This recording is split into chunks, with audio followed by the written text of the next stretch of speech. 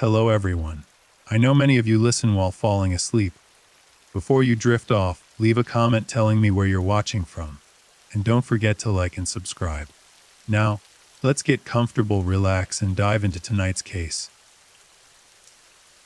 On the evening of December 14th, 2000, the city of Wichita, Kansas was blanketed in fresh snow. Christmas lights adorned the quiet suburban homes. Families gathered around dinner tables planning their holiday celebrations. The streets were peaceful, the kind of peace that comes with cold winter nights when everyone stays indoors, warm and safe. But in one particular triplex on East Birchwood Drive, 5 young people were sharing what they thought would be an ordinary evening. They were friends, professionals, people with bright futures ahead of them. They had no way of knowing that within hours, their lives would be torn apart by a violence so brutal, so methodical, that it would shock the nation and become one of the most horrific crimes in Kansas history. This is the story of the Wichita Massacre. The triplex on East Birchwood Drive sat in a modest, well-kept neighborhood on Wichita's east side. It was the kind of place where people knew their neighbors, where children played in the yards during summer, where nothing terrible ever seemed to happen. The building itself was divided into 3 separate units, and in one of these units lived Brad Hayka, Jason Beford, and Aaron Sander, 3 young men in their mid-20s, who were navigating the promising beginnings of their adult lives. Brad Hayka was 27 years old, a tall, athletic man with an easy smile and a gentle demeanor. He worked as a director of finance and administration at a local financial services company, a position that reflected both his intelligence and his work ethic. Brad had graduated from Wichita State University and had quickly established himself as a reliable, dedicated professional. His colleagues described him as kind, thoughtful, and always willing to help others. He was the type of person who remembered birthdays, who asked about your family, who genuinely cared about the people around him. Brad had recently started dating a woman named Heather Muller. Heather was 25, vibrant and full of life, with long blonde hair and bright eyes that seemed to light up any room she entered. She was a teacher, passionate about education and devoted to her students. Those who knew Heather described her as compassionate, funny, and endlessly optimistic. She had a way of making everyone feel special, of finding the good in every situation. She and Brad had been together only a few months, but their relationship was blossoming beautifully. They seemed perfect for each other, 2 kind souls who had found something special. Jason Beford was 26, and he lived in the triplex with Brad and Aaron. Jason was a science teacher and coach at a local Catholic school.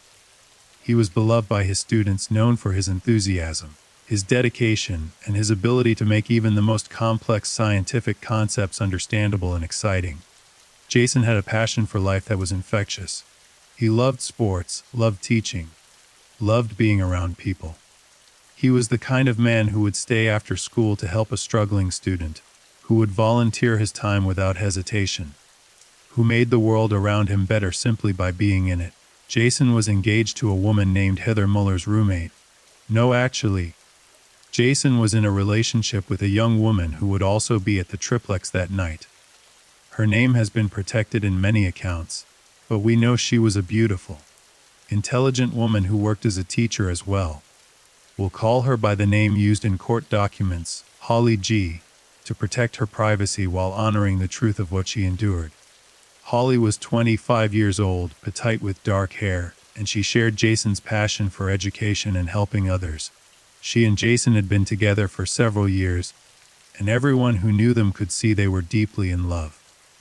They talked about marriage, about building a life together, about the family they would someday have. They were planning a future filled with hope.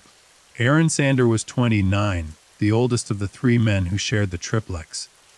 Aaron was a former Kansas State University football player, a defensive lineman who had been known for his strength, his determination, and his team spirit. After college, Aaron had transitioned into a career in financial services, working alongside Brad Hayka. He was a gentle giant, standing well over 6 feet tall with a powerful build.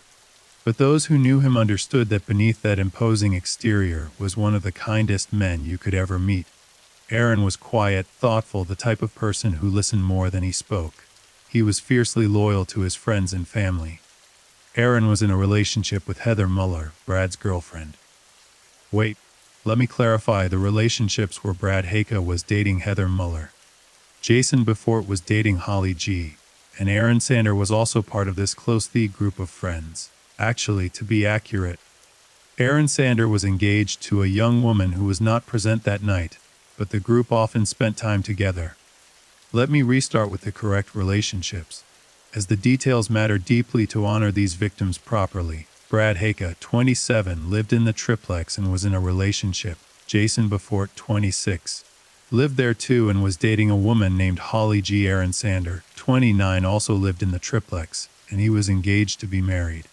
That evening, December 14, 2000, there were 5 people total in Brad Haka's unit of the triplex: the 3 men, Brad, Jason, and Aaron, and 2 young women who were there visiting. One was Holly G., Jason's girlfriend. The other was Heather Muller, 25, who was Aaron Sanders' fiancée.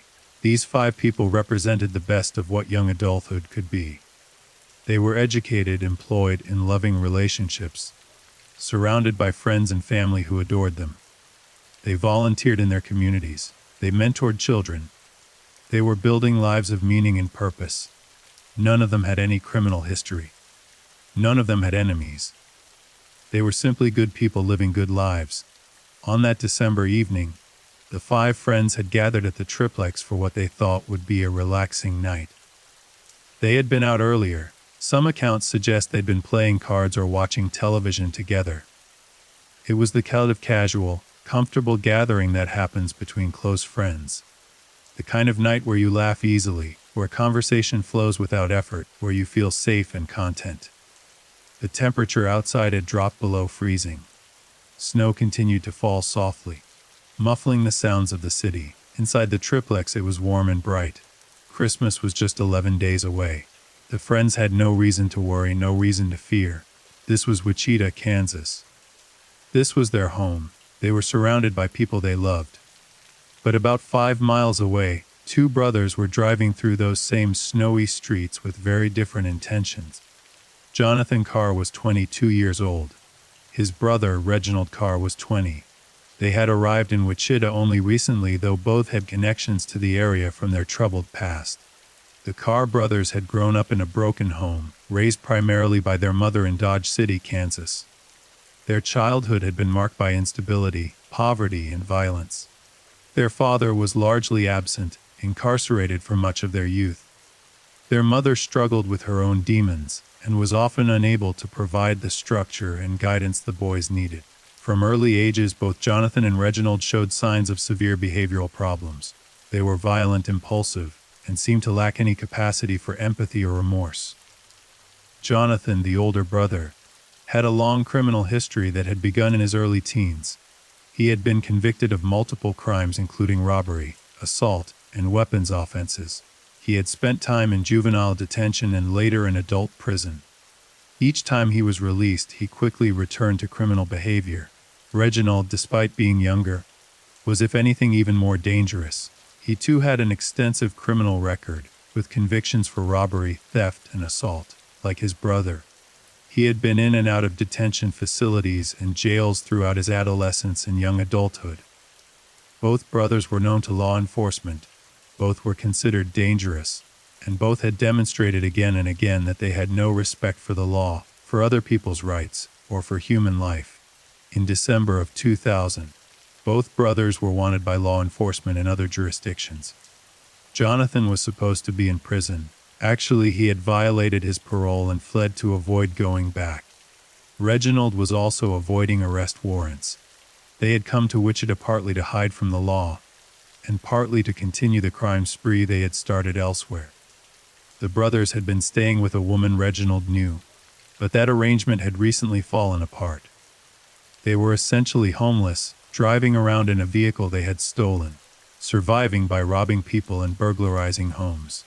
In the week before December 14th, the Carr brothers had already committed a series of crimes in the Wichita area.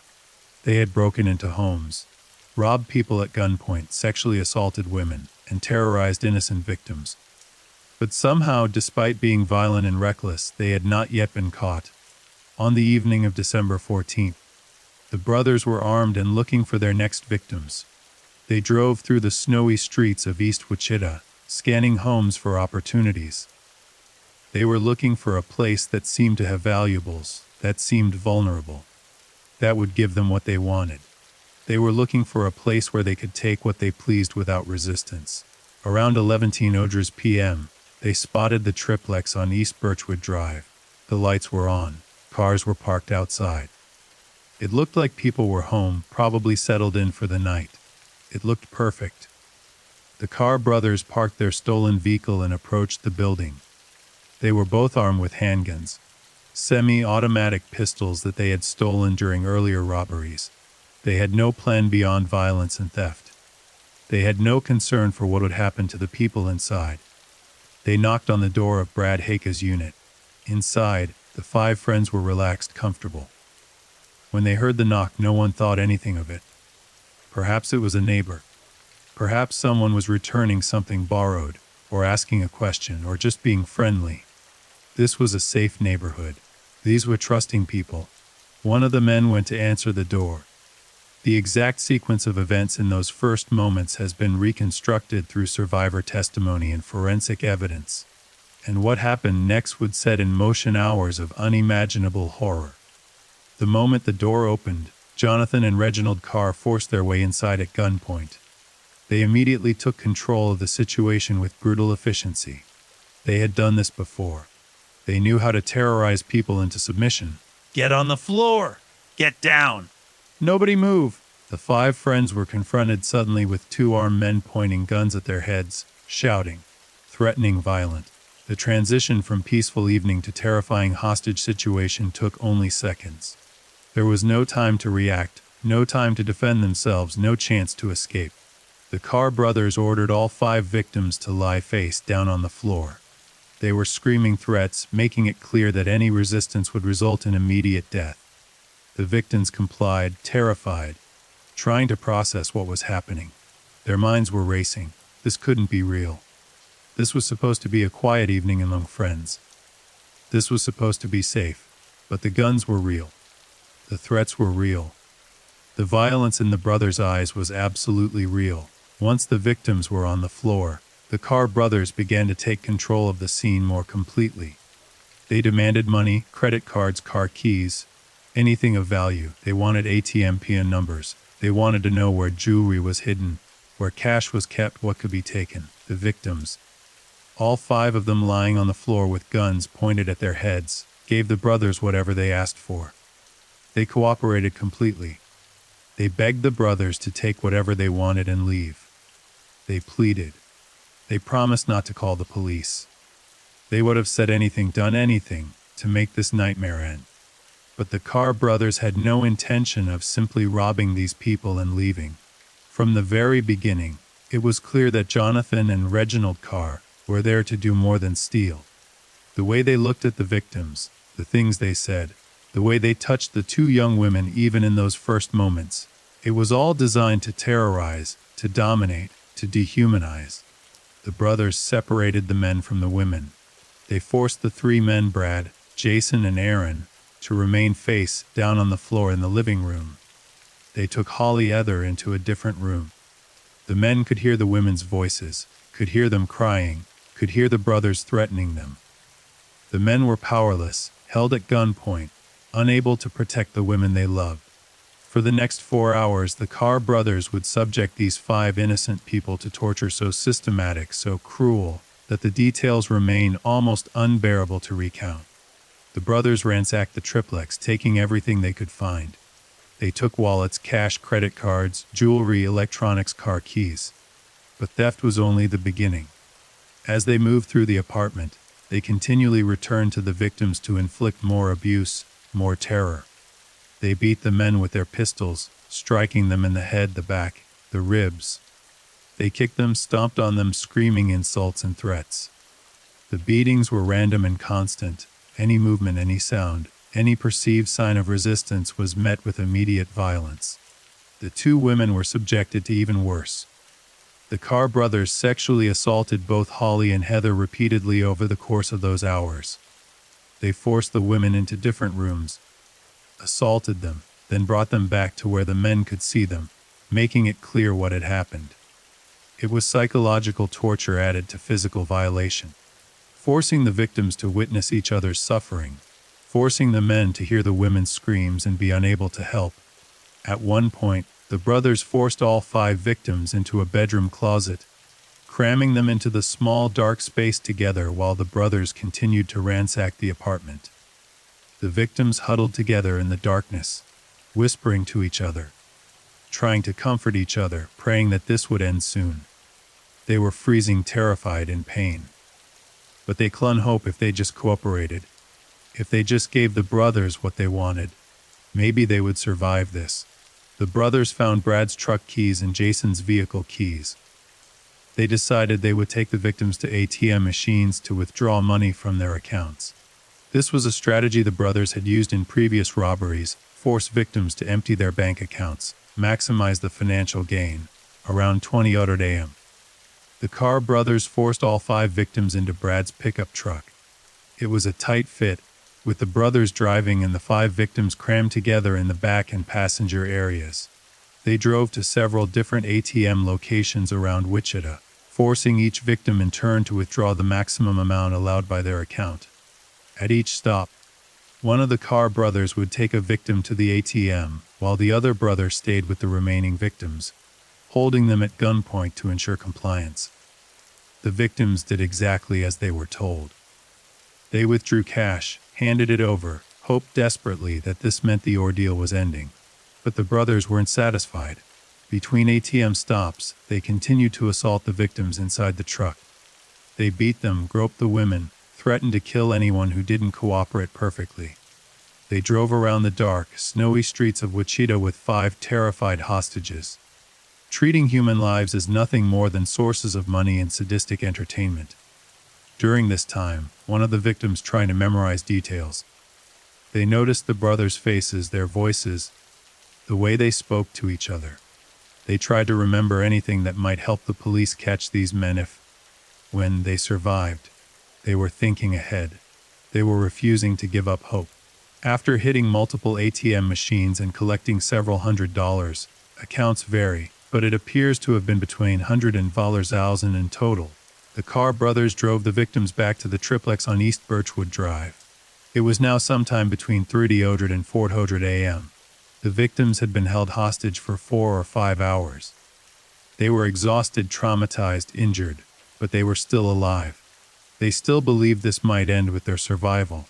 Back at the triplex, the Carr brothers forced the victims back inside. The temperature had continued to drop outside, and inside the apartment, the heat had been turned off or down, accounts vary, but the apartment was cold. The brothers made the victims remove their clothing, stripping them naked. This served multiple purposes from the brothers' twisted perspective. It humiliated the victims further. It made escape impossible in the freezing winter night, and it made any resistance even less likely. The brothers continued their assault. They again sexually assaulted both women while forcing the men to watch or listen. They beat the victims with increasing brutality. At various points, they forced the victims to perform sexual acts with each other while the brothers watched and laughed. This was about power, about degradation, about destroying these people's humanity and dignity. Holly, Jason's girlfriend, later testified about the unimaginable horror of those hours. She described how the brothers seemed to take pleasure in the victims' suffering, how they laughed when the victims cried, how they seemed energized by the fear they were creating. There was no humanity in their eyes, no mercy, no recognition that they were torturing real people with families and lives and futures. Throughout this nightmare, the 5 friends tried to stay strong for each other. They whispered words of comfort when they could. They tried to shield each other from the worst of the abuse. They told each other it would be okay, that they would survive this, that help would come. Brad Haka, even as he was being beaten and humiliated, tried to reason with the brothers. He told them they had given them everything, that they had cooperated fully, that there was nothing left to take. He pleaded with them to just leave. The brothers responded by beating him harder. Jason Beaufort, the teacher and coach who had devoted his life to helping young people, tried to keep Holly calm. Even in his own terror and pain, he was thinking of her, trying to protect her with whatever small gestures were possible. Aaron Sander, the gentle giant, the former football player who could have physically overpowered many men, lay helpless under the barrel of a gun. His size meant nothing now. His strength meant nothing. He was as vulnerable as anyone else. Heather Muller and Holly G., the two young women who had come to this gathering expecting an evening of friendship and laughter, had endured sexual assault, beating, and degradation that no human being should ever experience. But the Carr brothers were not finished. As the night stretched toward dawn, the brothers began to discuss what to do next. They talked openly in front of their victims about whether to kill them. They debated it casually, as if discussing what to have for breakfast. The victims listened in growing horror, realizing that cooperation had not bought their safety. Nothing they had done, no amount of pleading or compliance, had earned them mercy. The brothers had taken their money. They had stolen their property. They had assaulted them for hours. And now they were calmly planning their murder. Around 40 or 50 a.m., the Carr brothers made their decision. They would take the victims to a remote location and kill them. They would leave no witnesses. The brothers forced the 5 naked, freezing victims back into Brad's truck. It was still snowing outside. The temperature was in the low 20s Fahrenheit. The victims had no clothing, no protection from the cold. They were shivering violently, their skin turning blue, but the brothers didn't care. The Carr brothers drove east out of Wichita, heading into the rural areas outside the city. They drove for perhaps 15 or 20 minutes. The victims huddled together in the truck bed, trying desperately to share body heat, knowing where this was going but unable to do anything to stop it. Finally, the truck turned off the main road onto a snow-covered dirt road. They were heading toward an area known locally as the soccer field. Actually a large, empty field used occasionally for sports and recreation, but on this freezing December night, it was completely deserted. It was dark, isolated, surrounded by nothing but frozen farmland and empty prairie. The field was covered in snow, pristine and untouched. The brothers had chosen well. This was a place where no one would hear screams, where no one would witness what was about to happen. The truck stopped near the middle of the field. The Carr brothers got out and ordered the victims to exit the vehicle. The 5 friends stumbled out into the snow, their bare feet sinking into the frozen white powder, their naked bodies exposed to the brutal cold and wind. They were made to kneel in the snow in a line. The sky was still dark, though dawn was perhaps an hour away. The only light came from the truck's headlights, casting long shadows across the snow. The only sounds were the wind, the soft whisper of falling snow, and the quiet sobbing of people who knew they were about to die. Brad Haken knelt in the snow. Jason Beaufort knelt beside him. Aaron Sander, Heather Muller, and Holly G. completed the line. They held hands. They told each other they loved them. They prayed. The Carr brothers stood behind their victims, guns raised. The wind whipped across the open field, carrying with it the fine powder of fresh snow. The 5 people kneeling before them were shaking uncontrollably, from horror, from the certainty of what was coming. Jonathan Carr held a .30-80 caliber semi-automatic pistol. Reginald held a similar weapon. They had discussed who would shoot whom, dividing up their victims like tasks on a checklist. The brothers gave no final words. No explanation, no justification. There was nothing to say. This was simply execution. Jonathan raised his weapon and aimed at the back of the first victim's head. The sound of the gunshot shattered the silence of the frozen field. Then another shot. Then another. The brothers moved down the line methodically, firing point blank into the back of each victim's head. Brad Haken was shot and fell forward into the snow. Jason Beaufort was shot and collapsed. Aaron Sander took a bullet to his head and went down. Heather Muller was shot and crumpled into the snow beside the men she had spent the evening with. Then it was Holly's turn. She was the last in line. She had watched each of her friends shot down in front of her. She had heard each gunshot, seen each body fall. She knew what was coming. There was no escape, no miracle, no last-second rescue. The gun pressed against the back of her head. She closed her eyes. The trigger was pulled. The bullet struck Holly in the head, and she fell forward into the snow alongside the others. The Carr brothers stood over the 5 bodies lying in the snow. They wanted to make sure the job was complete. They needed no witnesses, no survivors who could identify them, testify against them, bring them to justice. Reginald Carr walked along the line of bodies, looking for any signs of life. When he saw movement, a twitch, a groan, shallow breathing, he fired again. He shot Aaron Sander a second time. He shot at least one other victim again to ensure death. The brothers then did something that demonstrated the absolute depths of their cruelty. They ran over the bodies with Brad's truck. They drove the vehicle across the pile of victims, the heavy tires crushing fragile bodies into the frozen earth, ensuring that even if the bullets hadn't killed them, the trauma would. Satisfied that everyone was dead, the Carr brothers got back into the stolen truck and drove away, leaving 5 people lying in the blood-stained snow in a desolate field outside Wichita. It was now approaching 50 a.m. on December 15, 2000. The snow continued to fall softly, beginning to cover the bodies, to obscure the tracks, to hide the evidence of the massacre that had just occurred. The Carr brothers drove back toward Wichita, still in Brad's truck. They were laughing, talking about what they would do with the stolen money and credit cards.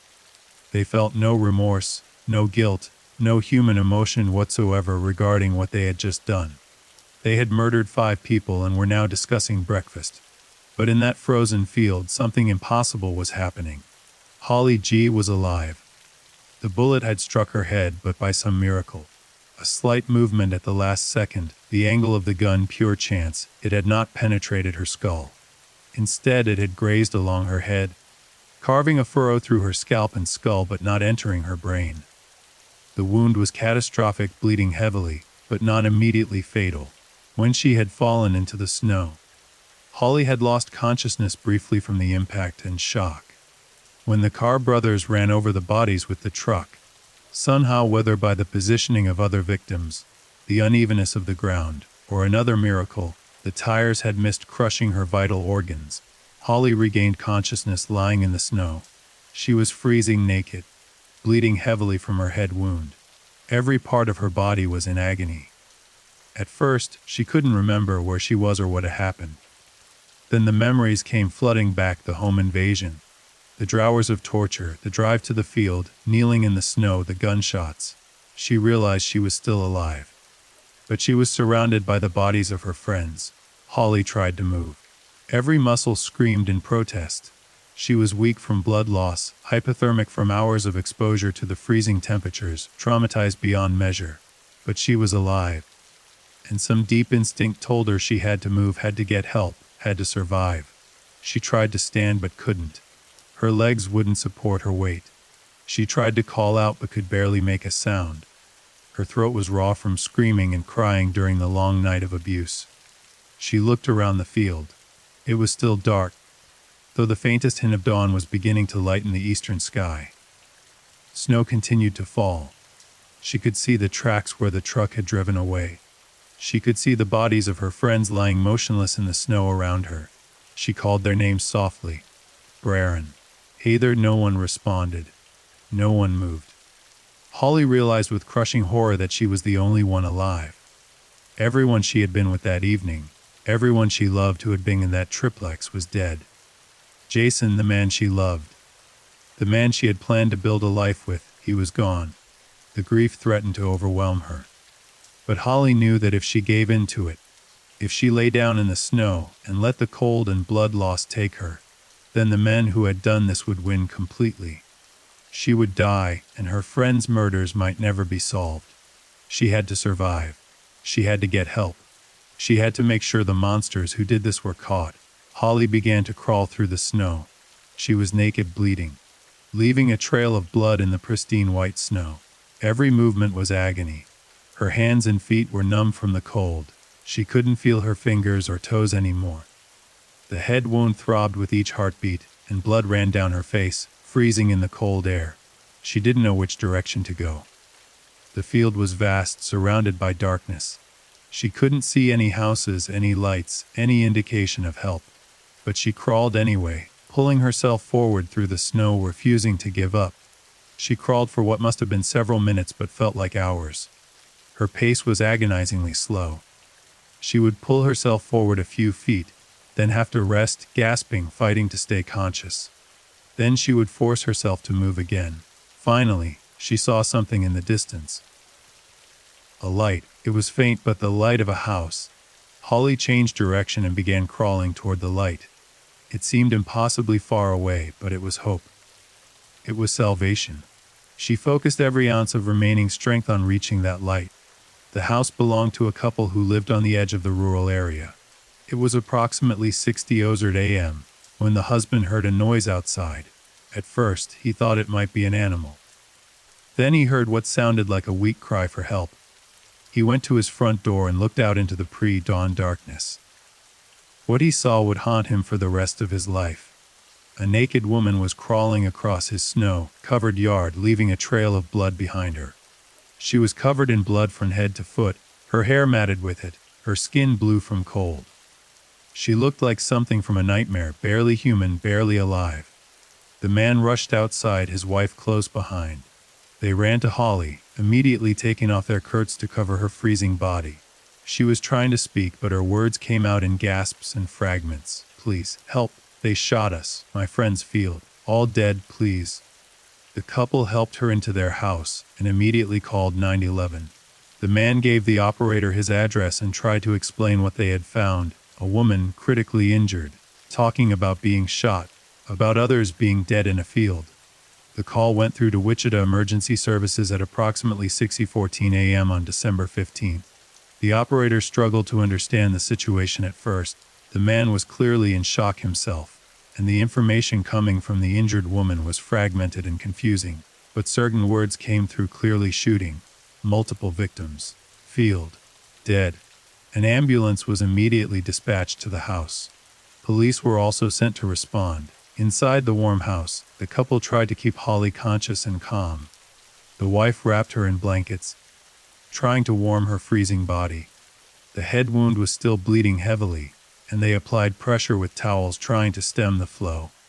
Holly was going in and out of consciousness, mumbling about her friends, about the men who had done this, about the triplex on Birchwood Drive. The wife held Holly's hand and kept talking to her, keeping her focused, keeping her alive. "Help is coming. You're safe now. Stay with me." Holly's core body temperature had dropped dangerously low. She was suffering from severe hypothermia in addition to her head wound and the other injuries from the night of torture. The fact that she had survived the gunshot, survived being run over, survived crawling naked through the snow in freezing temperatures, it was nothing short of miraculous. The ambulance arrived within minutes. Paramedics rushed inside and began working on Holly immediately. They were shocked by the extent of her injuries and the fact that she was still alive. They stabilized her as best they could, loaded her into the ambulance, and rushed her to Via Christi Regional Medical Center, the main trauma hospital in Wichita. The police officers who had responded to the call took a brief statement from the couple who had found Holly. Then they began searching for the field she had mentioned. She had said something about a soccer field, about bodies in the snow.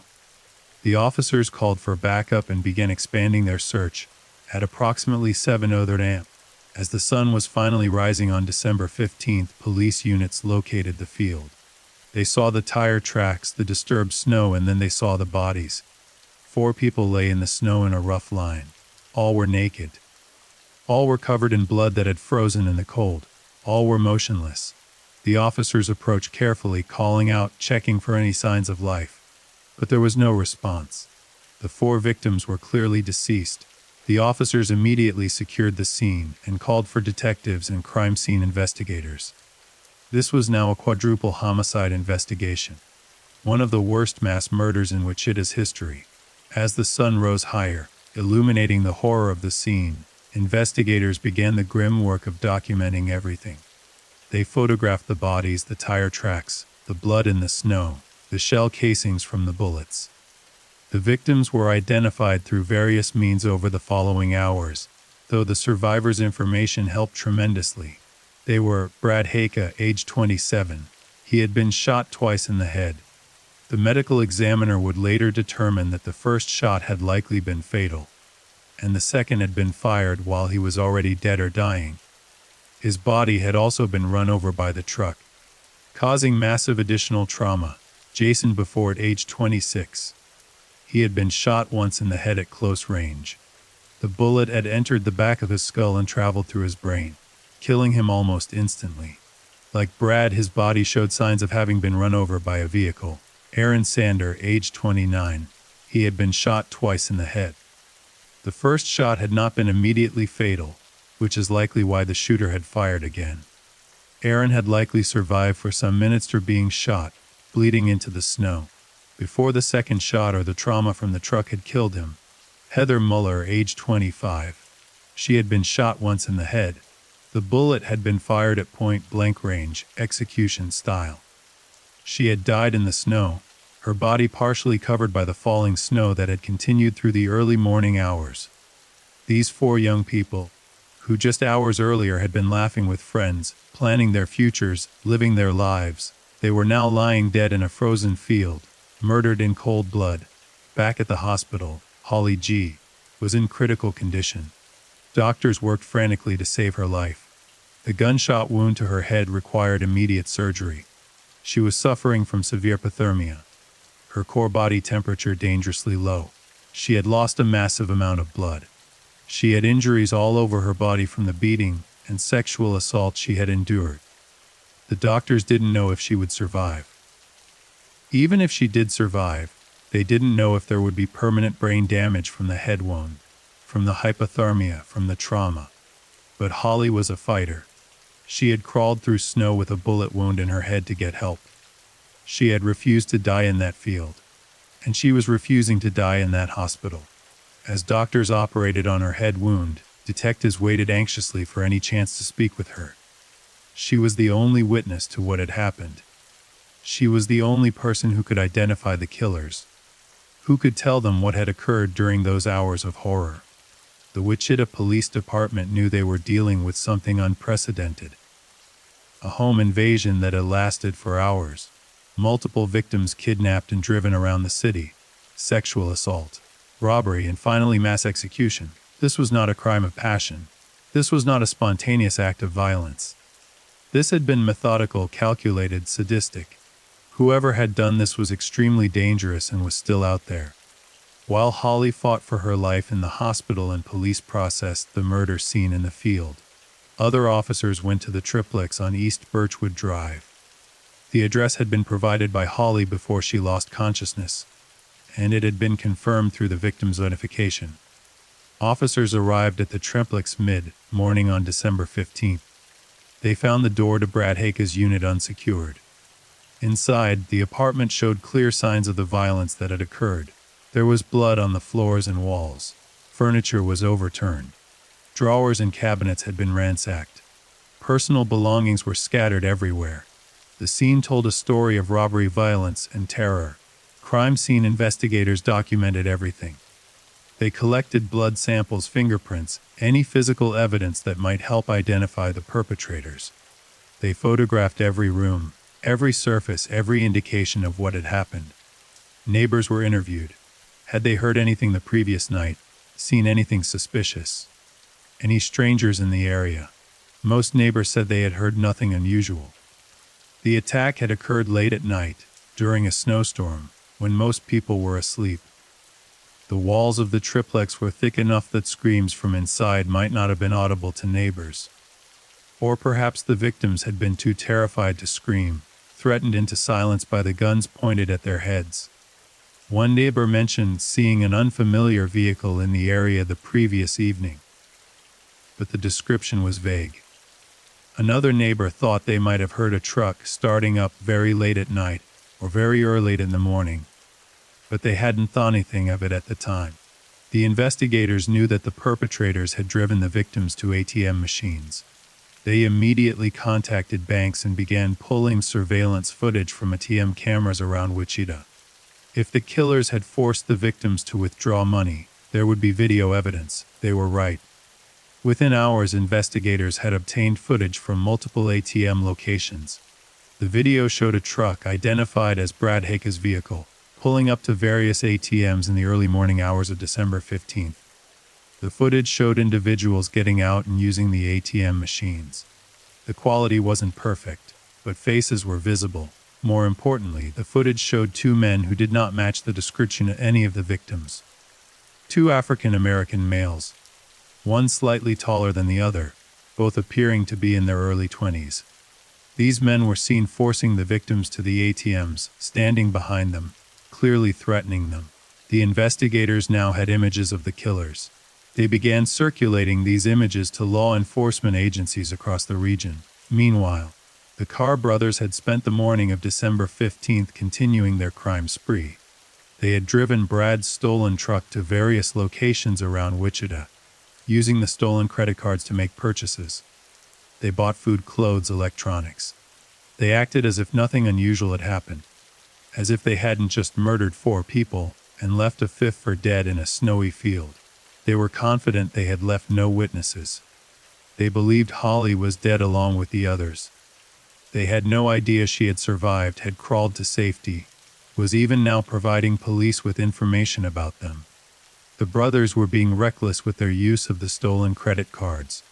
Every transaction was creating a digital trail, a time-stamped record of their movements. Police were tracking these transactions in real time, building a map of where the suspects had been since the murders. Around midday on December 15th, the Carr brothers attempted to use one of the stolen credit cards at a retail store. The card was declined. The police had flagged all the victims' cards in their system. The brothers thought nothing of it and simply used a different card. But the declined transaction had triggered an alert. Police now knew the suspects were still in the Wichita area, still using the stolen cards. At the hospital, Holly had survived the initial surgery.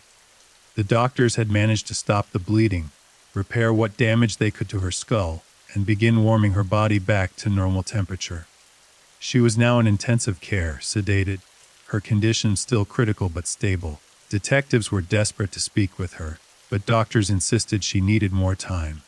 Her body had been through catastrophic trauma. She needed rest, needed time to heal before she could be subjected to questioning.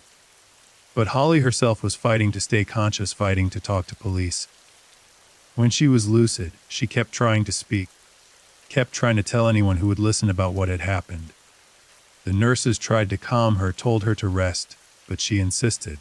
Finally, late on the afternoon of December 15th, less than 12 hours after she had been found crawling through the snow, detectives were allowed to speak briefly with Holly. She was weak, heavily medicated, bandaged, and clearly in pain. But her eyes were clear and determined. The detectives approached her bedside gently. They explained who they were and that they needed her help to catch the men who had done this. Holly nodded. She understood. And then, haltingly pausing frequently to rest, she began to tell her story. She described the evening at the triplex, the knock on the door, the 2 armed men forcing their way inside. She described hours of torture, robbery, sexual assault. She described being driven around Wichita to ATM machines. She described being taken to the field. She described kneeling in the snow. She described watching her friends being shot. The detectives listened, horrified, taking careful notes. They knew this testimony would be crucial to the prosecution. Holly provided descriptions of the 2 perpetrators. 2 black males, early 20s, one slightly taller and older looking than the other. She described their clothing, their weapons, their voices. She described how they had interacted with each other, calling each other by what might have been nicknames or code words. Most importantly, Holly told detectives that the 2 men had discussed their names in front of the victims at one point during the night. She wasn't certain, but she thought she had heard one of them call the other Reginald, or something similar. This was crucial information. Combined with the ATM footage and the physical evidence from the crime scenes, police now had a solid foundation for their investigation. Detectives also asked Holly if she could work with a sketch artist to create composite drawings of the suspects. She agreed immediately, though doctors insisted it would have to wait until she was stronger. Over the following days, as Holly began to recover physically, she would provide even more detailed information. She would work with sketch artists to create detailed drawings of the Carr brothers. She would review mug shots and photo lineups. And eventually, she would identify them with absolute certainty. But even as Holly was providing this information, police were closing in on the suspects through other means. The credit card transactions had created a clear trail. Investigators tracked the purchases and narrowed down the suspects' movements. They obtained more surveillance footage from stores where the cards had been used. The images showed the same two men from the ATM footage. On December 16th, just one day after the murders, police got a significant break. The stolen truck, Brad Hake's vehicle, was spotted in a neighborhood on Wichita's east side. Officers were dispatched to the location. They found the truck parked on a residential street, apparently abandoned. Crime scene investigators examined the vehicle and found it was full of evidence: blood, fingerprints, personal belongings of the victims. This was clearly the vehicle used in the crimes. The truck's location suggested the suspects were in the area. Police began canvassing the neighborhood, showing pictures from the ATM surveillance to residents, asking if anyone had seen these men. Several residents reported seeing two men matching the description. One person said the men had been staying with a woman who lived nearby, though the person wasn't sure of the exact address. Police began checking every house in the area. They were looking for any sign of the suspects, any connection. Finally, they got the lead they needed. A woman named Stephanie, who lived in the neighborhood, confirmed that two men matching the description had been staying with her recently. She identified them as Jonathan Carr and his younger brother Reginald Carr. She said the brothers had left her residence recently after some kind of dispute. She didn't know where they had gone, but she had seen them in the area as recently as the previous day. Police now had names to match the faces: Jonathan and Reginald Carr. They ran the names through their system and discovered both brothers had extensive criminal records. Jonathan was a parole violator with a warrant for his arrest. Reginald also had outstanding warrants. Mug shots of the brothers matched the surveillance images from the ATMs. Police were now certain they had identified their suspects. An all-points bulletin was issued for Jonathan and Reginald Carr. They were to be considered armed and extremely dangerous. Officers were warned that these men had already murdered 4 people and would likely kill again if given the opportunity. The manhunt was on. Police deployed additional units across Wichita, focusing on the east side where the brothers were last known to be. They contacted family members, known associates, anyone who might know where the Carr brothers would go to hide. The Carr brothers, however, were not trying particularly hard to hide. Their arrogance and lack of fear were astounding given what they had just done. They seemed to believe they were untouchable, that their crimes would go unpunished, that they could continue their rampage without consequence. On the evening of December 16th, just 2 days after the home invasion and 1 day after the murders, the brothers were spotted by an off-duty police officer in a residential area of East Wichita. The officer recognized them from the bulletins that had been circulated and immediately called for backup. Within minutes, multiple police units converged on the area. Officers set up a perimeter, blocking off streets and watching for any movement. They knew the Carr brothers were armed and had already demonstrated their willingness to kill. This arrest had to be handled carefully. The brothers were located inside a small house on East Birchwood Drive, ironically, the same street where their victims had lived, just a different address. They had broken into the vacant home and were hiding there, apparently waiting for nightfall before making their next move. Police surrounded the house and used loudspeakers to order the suspects to come out with their hands up. There was no response from inside. Officers could see movement through the windows but couldn't determine if the suspects were armed or preparing to fight. A tense standoff began. Police negotiators tried to establish communication, calling the house phone, trying to convince the brothers to surrender peacefully. The neighborhood was evacuated as a precaution. SWAT teams moved into position. For nearly an hour, the Carr brothers refused to respond to police commands. Officers worried they might be holding hostages, though there was no evidence anyone else was in the house. They worried the brothers might be planning an ambush, might come out shooting. Finally, around 8:00 p.m. on December 16th, the front door of the house opened. Jonathan Carr stepped out first, his hands raised. He was followed moments later by Reginald.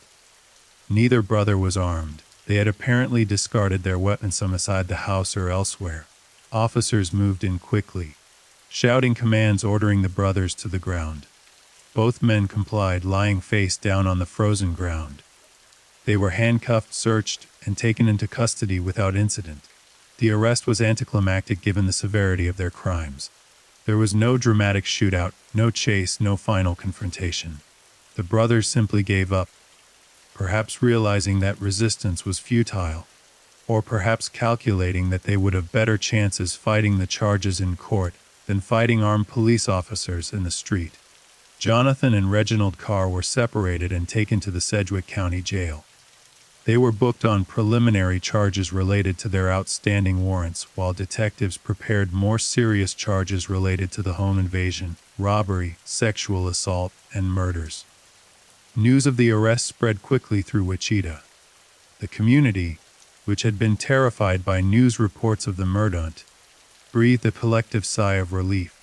The monsters who had done this were behind bars, but for the families of the victims, the arrest brought no relief, no comfort.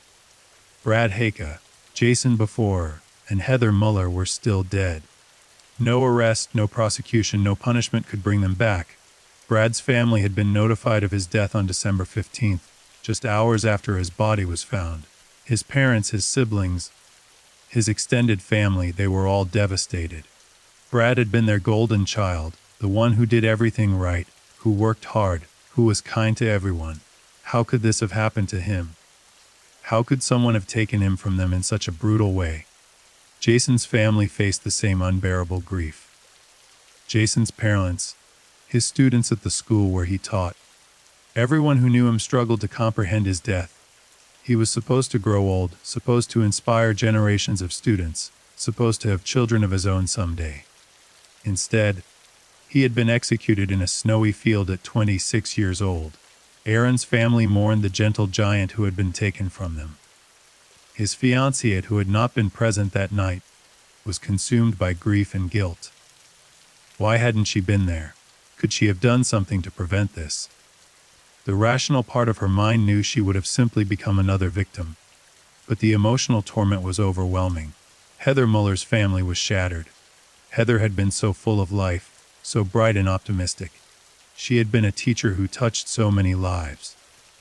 She had been planning her wedding to Aaron. She had been looking forward to Christmas with her family. And now she was gone, murdered in the most horrific way imaginable. The families made the painful arrangements for funerals. They wrote obituaries that tried to capture the essence of their loved ones in a few paragraphs, an impossible task. They planned memorial services and tried to figure out how to say goodbye to people who had been taken from them far too soon. The community rallied around the families. Vigils were held. Memorials were erected. Flowers and cards poured in from across the country as news of the murders spread. People who had never met the victims were moved by the tragedy, by the senselessness of it all. But even as the families grieved and the community mourned, the legal process was beginning. At the Sedgwick County Jail, Jonathan and Reginald Carr were being held in separate cells. They were under constant observation, considered flight risks and potentially suicidal. Detectives were preparing to interview them, to build the strongest possible case for prosecution. On December 17th, Detective Kelly Otis and other members of the Wichita Police Department sat down with Jonathan Carr for his first formal interview. Jonathan was advised of his rights. His right to remain silent, his right to an attorney, his right not to incriminate himself. Jonathan waived those rights. He wanted to talk. What followed was one of the most chilling interviews in the history of American criminal justice. Jonathan Carr, far from showing remorse or trying to minimize his involvement, bragged about what he and his brother had done. He described the crimes in detail, laughing at certain points, showing no emotion when discussing the murders. He confirmed that he and Reginald had knocked on the door of the triplex on December 14th. He described forcing their way inside at gunpoint, taking the 5 victims hostage. He described robbing them, beating them, sexually assaulting the women. When asked why they had done these things, Jonathan shrugged. They needed money. They wanted the victim's property. The women were attractive. There was no deeper reasoning, no complex motive. It was simple opportunity and desire. Jonathan described driving the victims to ATM machines, making them withdraw money. He described taking them back to the triplex and continuing to torture them for hours. When asked why they hadn't just taken the money and left, he said they were having fun. Having fun. That was how he described hours of torture inflicted on innocent people. Then the detective asked about the field, about what happened in those final moments. Jonathan's demeanor shifted slightly. Not to remorse or guilt, but to something almost like defensiveness. He explained that they had taken the victims to the field to kill them because they couldn't leave witnesses. It was a practical decision, he said. If they let the victims live, they would be identified and arrested. So killing them was simply the logical choice. He described making them kneel in the snow. He described shooting them, one by one. He described firing additional shots into some of the victims to make sure they were dead. He described running over the bodies with the truck. The detective asked if he felt anything as he was doing this. Jonathan thought about it for a moment, then said nothing. They were just obstacles that needed to be eliminated. The detective asked about Holly G. Did Jonathan realize one of the victims had survived? Jonathan's face registered surprise. He clearly had not known. He had believed all 5 victims were dead. The news that one had survived seemed to shake him slightly, though not because he felt remorse for what he had done to her. He seemed annoyed that they had failed to complete the job. Throughout the interview, Jonathan Carr demonstrated a complete lack of empathy, remorse, or human decency. He showed no understanding that what he had done was wrong on any moral level. He seemed to view the entire crime spree as a game, as entertainment, as simply taking what he wanted because he could. The detective ended the interview feeling physically ill. He had interviewed many criminals over his career, but he had never encountered someone so utterly devoid of humanity. Reginald Carr's interview, conducted separately, was similarly disturbing.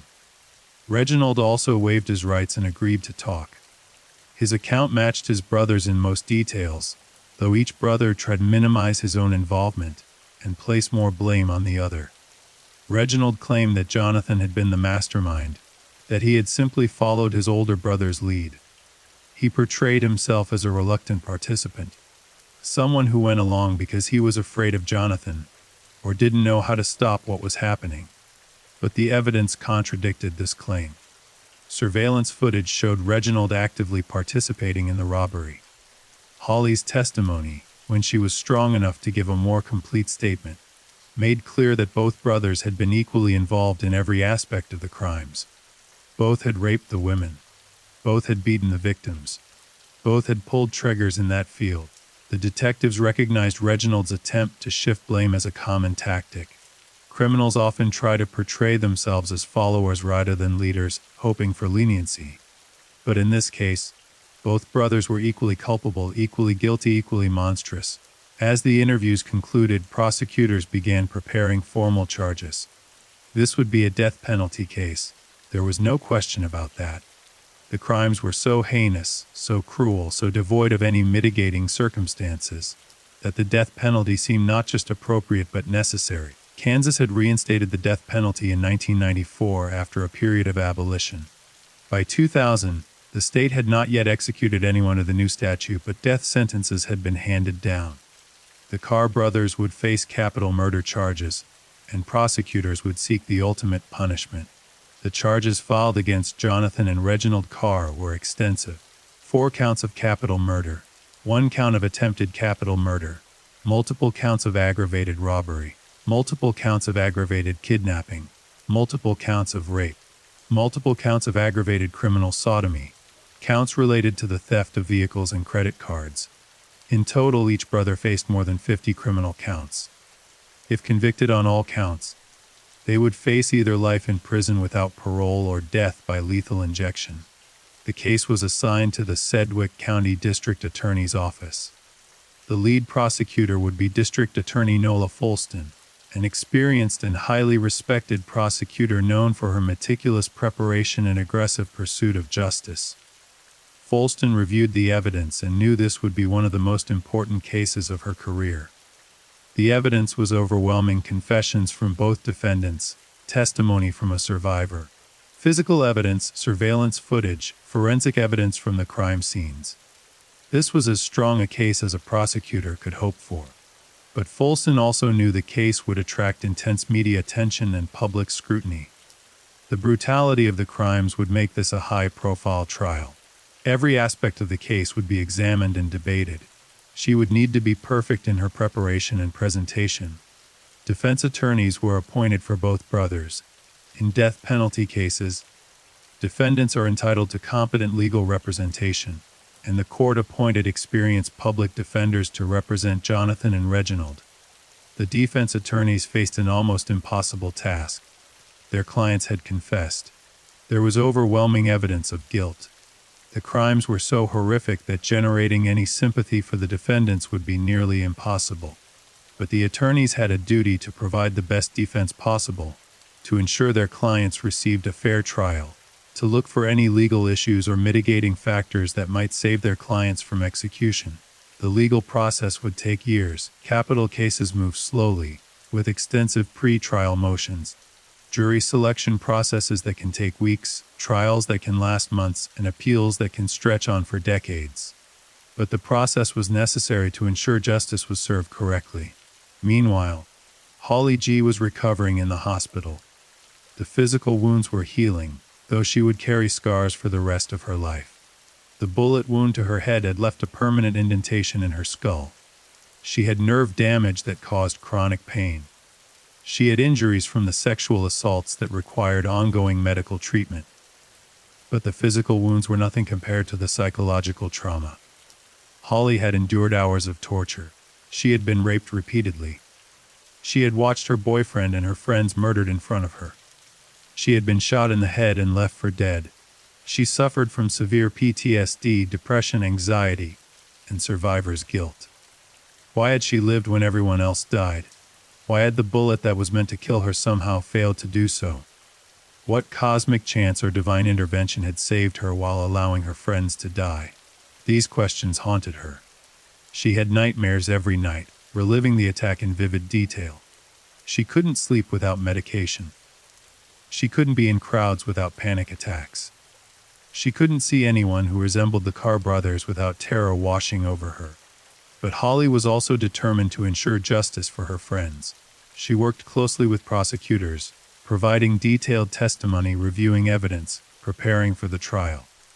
She knew that testifying would mean reliving the worst night of her life in front of a courtroom full of strangers. She knew the defense attorneys would cross-examine her, would try to find inconsistencies in her testimony, would force her to describe in detail things she wanted to forget. But she was willing to do it. She owed it to Jason, to Brad, to Aaron, to Heather. She owed it to their families. She owed it to herself. As 2000 turned to 2001, Wichita was still reeling from the murders. The community had lost 4 of its own. 4 young people who represented the best of what humanity could be. The city mourned collectively, struggling to understand how such evil could exist in their midst. The funerals were held in late December, just before Christmas. Each service was packed with mourners, family, friends, students, colleagues, community members who had never met the victims, but felt compelled to pay their respects. Brad Hake's funeral celebrated a life of kindness and dedication. Speakers remembered his generosity, his work ethic, his gentle spirit. They remembered how he always made time for others, how he volunteered in the community, how he treated everyone with respect and dignity.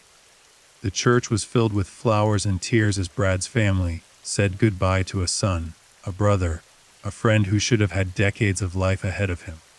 Jason Beaufort's funeral was held at the Catholic church where he had taught. The sanctuary was filled with students, teenagers who had loved Mr. Beaufort, who had been inspired by his teaching, who couldn't believe their favorite teacher was gone. They wore his school's colors. They shared stories of how he had helped them, encouraged them, believed in them when no one else did.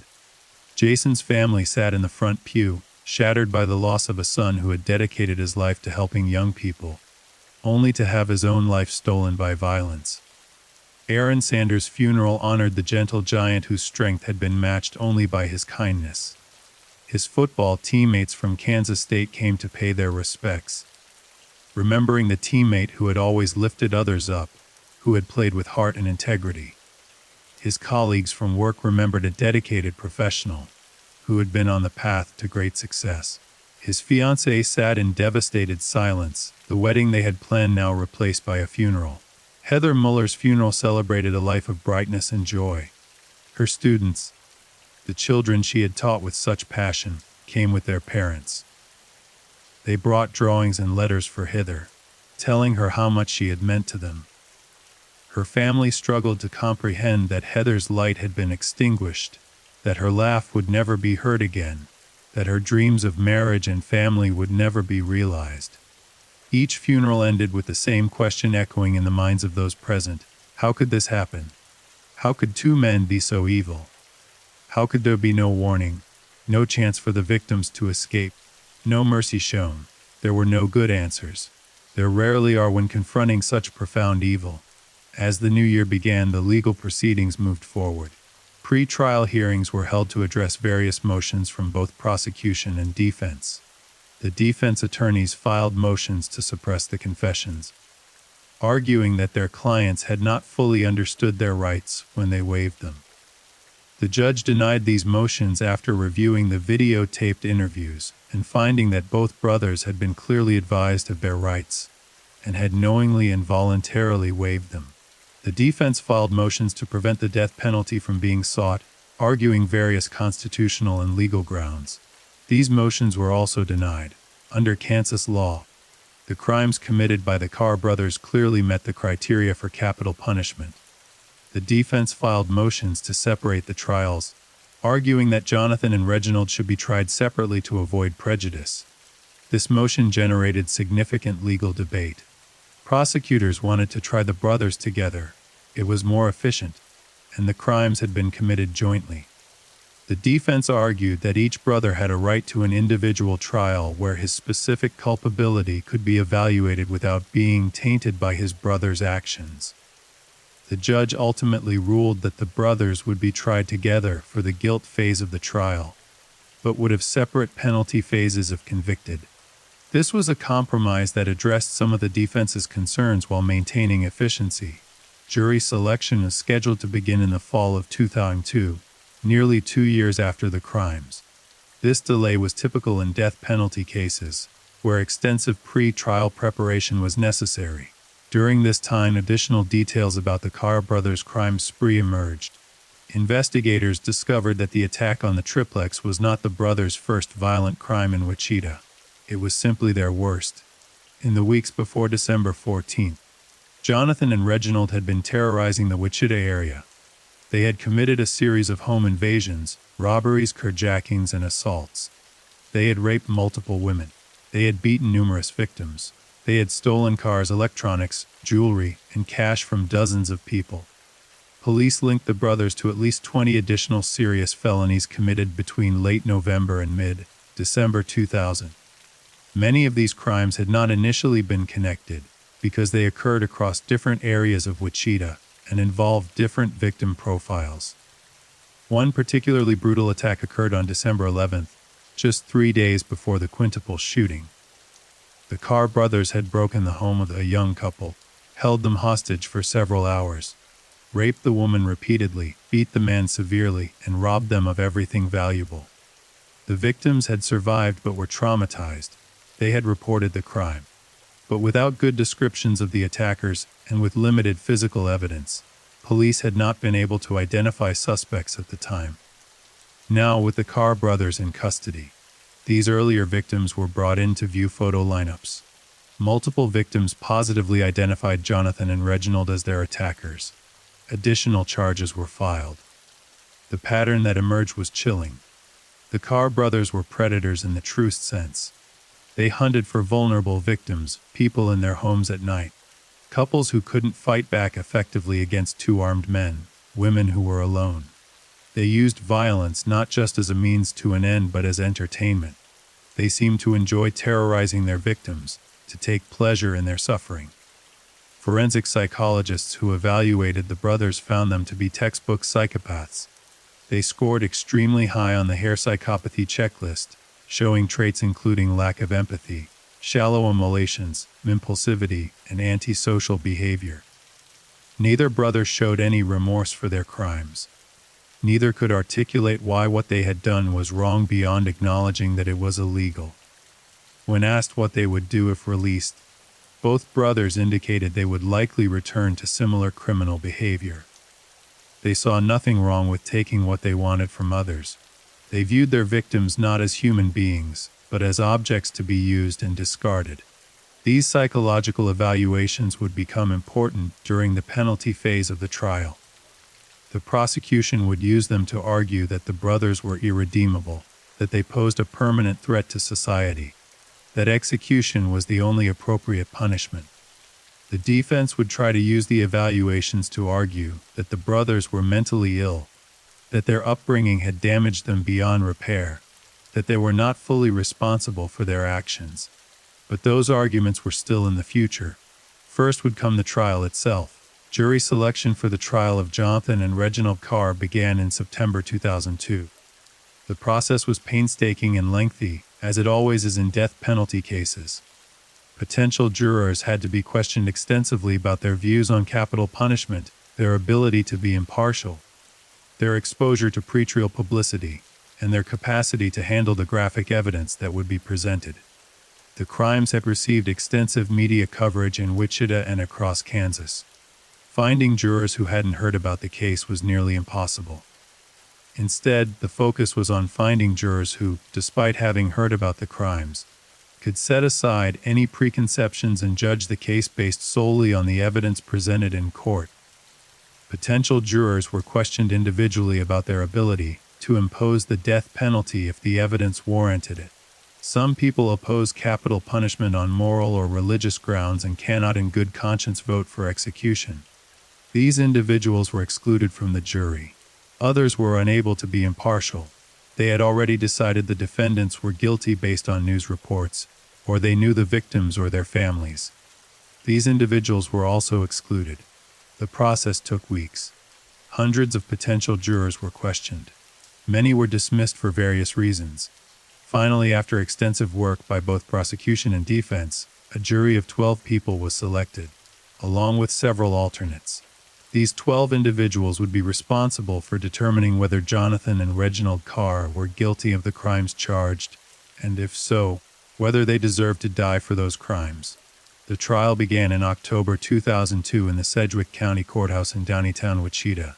The courthouse was heavily secured. Armed deputies were stationed throughout the building.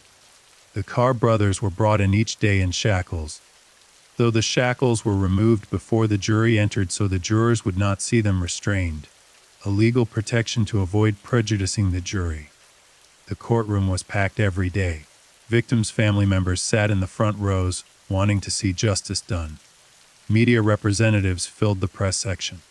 Members of the public lined up hours before the doors opened to get seats in the gallery. Interest in the trial was intense. District Attorney Nola Folston delivered the opening statement for the prosecution. She stood before the jury and laid out in clear, unflinching terms what the evidence would show. She described the evening of December 14, 2000, when 5 young people gathered at a triplex for what they thought would be an ordinary evening. She described how 2 armed men invaded that home and turned it into a scene of horror. Folston's opening statement was methodical and devastating. She walked the jury through the timeline of that night, the initial home invasion, the hours of torture and robbery, the drive to ATM machines, the continued abuse back at the triplex, and finally the trip to the snowy field where 4 people were executed and a 5th was left for dead. She told the jury they would hear testimony from Holly G., the one person who survived. She told them Holly would describe in detail what the Carr brothers did to her and her friends. She warned the jury that the testimony would be difficult to hear, that the evidence would be graphic and disturbing, but that it was necessary for them to understand the full scope of the defendant's crimes. Folston also told the jury about the other crimes the Carr brothers had committed in the weeks before the massacre. She explained that the attack on the triplex was not an isolated incident, but part of a sustained pattern of violence, robbery, and sexual assault that had terrorized Wichita for weeks. The defense attorneys presented their opening statements next. They faced an enormous challenge. The evidence against their clients was overwhelming. The brothers had confessed. There was a surviving witness. There was physical evidence, forensic evidence, video surveillance. The defense strategy was not to claim innocence. That would have been absurd given the evidence. Instead, the defense attorneys focused on trying to humanize the defendants, to present them as products of terrible circumstances rather than as monsters. They spoke about Jonathan and Reginald's childhood, about growing up in poverty with an absent father, and a mother who struggled with addiction and mental illness. They described a home environment marked by chaos, violence, and neglect. They suggested that the brothers never had a chance, that they were damaged from birth by circumstances beyond their control. The defense acknowledged that terrible crimes had been committed, but urged the jury to consider the context, to understand that the defendants were not born evil, but were made that way by their environment and experiences. It was a difficult argument to make, and the defense attorneys knew it. But in a death penalty case, the defense's job during the guilt phase is often simply to lay the groundwork for the penalty phase, where arguments about mitigation and mercy become more relevant. After opening statements, the prosecution began calling witnesses. The first witnesses were police officers and first responders who had been called to the scene on the morning of December 15, 2000. The officer who had received the initial 911 call testified about the confusion and urgency of that call, about hearing that multiple people had been shot, about the rush to find the field where the bodies lay. The first officers on the scene testified about what they found when they arrived at the soccer field. They described the snow, the blood, the 4 bodies lying in a row. They described checking for vital signs and finding none. They described the horror of seeing young people, naked and frozen, murdered in such a brutal fashion. Crime scene investigators testified about processing the scene, about photographing the bodies, collecting shell casings, documenting tire tracks. Photographs were entered into evidence, graphic, disturbing images of the crime scene. The jury viewed these photos in silence, their faces registering shock and horror. The medical examiner who had performed the autopsies on the 4 victims testified next. Dr. Donald Pojman had examined each body thoroughly, documenting injuries, determining cause of death, collecting forensic evidence. Dr. Pojman testified that Brad Haka had been shot twice in the head at close range. The first bullet had entered the back of his skull and passed through his brain, causing massive trauma. The second bullet had been fired after Brad was already dead or dying. Brad's body also showed evidence of having been run over by a vehicle. His ribs were fractured. His internal organs were damaged. His body bore tire marks. Jason Beaufort had been shot once in the back of the head. The bullet had entered his skull and passed through his brain, killing him almost instantly. Like Brad, Jason's body showed evidence of being run over by a vehicle after death. Aaron Sander had been shot twice in the head. The first shot had entered the back of his skull, but had not immediately caused death. The trajectory had been slightly off, and while the wound was catastrophic, Aaron had likely remained alive for some minutes after being shot. The second bullet had been fired at close range into Aaron's head while he was on the ground, and this shot had been fatal. Aaron's body also bore evidence of vehicular trauma. Heather Muller had been shot once in the back of the head at point-blank range. The bullet had passed through her brain, killing her. Her body also showed signs of having been run over. All 4 victims had been killed execution style, shot from behind or lying in the snow. All 4 had been run over post-mortem. An act of brutality that served no purpose except perhaps to ensure death, or to demonstrate the killer's complete disregard for human life. Pojman also testified about other injuries found on the victims' bodies. All 4 showed evidence of blunt force trauma consistent with being beaten, bruises, contusions, lacerations. The 2 female victims showed evidence of sexual assault, vaginal and anal tearing, bruising in genital areas. The testimony was clinical and detailed, as medical testimony always is. But the content was horrifying. Family members of the victims wept openly in the courtroom. Some had to leave, unable hearing the details of what had been done to their loved ones. The jury listened in grim silence, taking notes, studying the autopsy photographs that were entered into evidence. These 12 people were being forced to confront the darkest aspects of human nature, to understand exactly what Jonathan and Reginald Carr had done.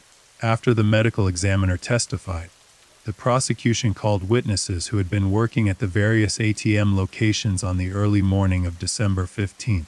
Security footage from these ATMs was entered into evidence and played for the jury.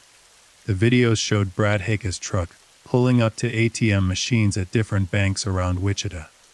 The footage showed individuals being forced from the truck to the ATMs, clearly under duress.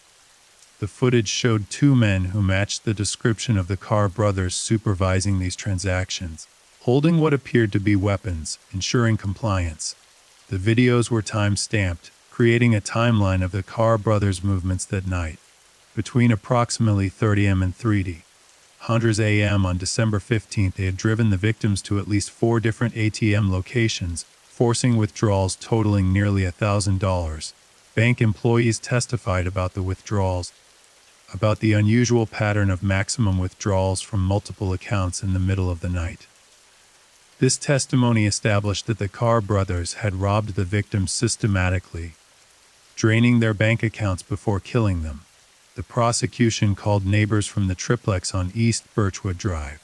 These witnesses testified about hearing unusual sounds late on the night of December 14th. Raised voices, possibly screams, the sound of a truck starting very late at night. One neighbor testified about seeing an unfamiliar vehicle in the area earlier that evening. Crime scene investigators who had processed the triplex testified about what they found inside Brad Haika's unit. They described the ransacked apartment, the blood on floors and walls, the evidence of violence and robbery. Photographs of the apartment were shown to the jury, overturned furniture, open drawers, blood spatter patterns that told a story of beatings and terror. DNA evidence was presented. Blood samples collected from the apartment matched the victims. But there were also other biological samples, semen collected from the rape kit examinations of Heather and Holly's bodies. This DNA was matched to Jonathan and Reginald Carr, conclusively proving they had sexually assaulted the women. Fingerprints found at the scene were matched to the Carr brothers. Their prints were on door handles, walls, items that had been moved during the robbery. This physical evidence placed them definitively at the scene. Forensic experts testified about the weapons used in the crimes. The shell casings found at the field were examined and matched to .380 caliber semi-automatic pistols. Ballistics evidence connected these casings to bullets recovered from the victims' bodies during autopsy. The weapons themselves had been recovered when the Carr brothers were arrested. They had discarded them inside the vacant house where they were hiding, apparently believing this would protect them. But the guns were matched to the crime through ballistics testing. Firing pin impressions, ejector marks, rifling characteristics, all the microscopic details that make each firearm unique, connected these specific guns to the murders. As the prosecution built its case witness by witness, piece of evidence by piece of evidence, a complete picture emerged. Every detail was documented. Every claim was supported by physical evidence. Every element of the crime was proven beyond any reasonable doubt. But the most powerful testimony was yet to come. On the 8th day of the trial, the prosecution called Holly G. to the witness stand. The courtroom fell silent as Holly entered. She walked slowly, deliberately to the witness stand. She was 27 years old now, 2 years older than she had been on that terrible night. She looked small and fragile as she took her seat, but her eyes were clear and determined. She was sworn in and asked to state her name for the record. Her voice was quiet but steady. District Attorney Falston approached the witness stand and began her direct examination gently. She asked Holly to tell the jury about her life in December 2000, about her relationship with Jason Beaufort, about her friends. Holly described Jason with love and sadness. She talked about how they had met, how their relationship had grown, how they had talked about getting married and building a life together. She described him as kind, funny, dedicated to his students, passionate about teaching and coaching. She described Brad, Aaron, and Heather, her friends, good people, people with bright futures ahead of them. Then Folston asked Holly to tell the jury about December 14, 2000. Holly took a deep breath and began to recount the worst night of her life. She described being at the triplex, the peaceful evening, the knock on the door. She described the two armed men forcing their way inside, the immediate terror, the realization that something terrible was happening. Her testimony was detailed and devastating. She described being forced to the floor at gunpoint, being separated from the men, being taken into a bedroom where she was raped by both brothers, while Jason and the others were held in the living room. She described hours of torture, being beaten, being raped repeatedly, being forced to watch as her friends were also beaten and assaulted. She described the psychological torture of hearing the men she loved being hurt and being powerless to help them. Holly's voice remained steady throughout most of her testimony, though tears ran down her face. She described being forced into the truck, being driven to ATM machines, being made to withdraw money while guns were pointed at her friends. She described being taken back to the triplex, the continued assault, the degradation, the fear. She described how the Carr brothers had laughed at their victims' suffering, had seemed to enjoy their power over these helpless people.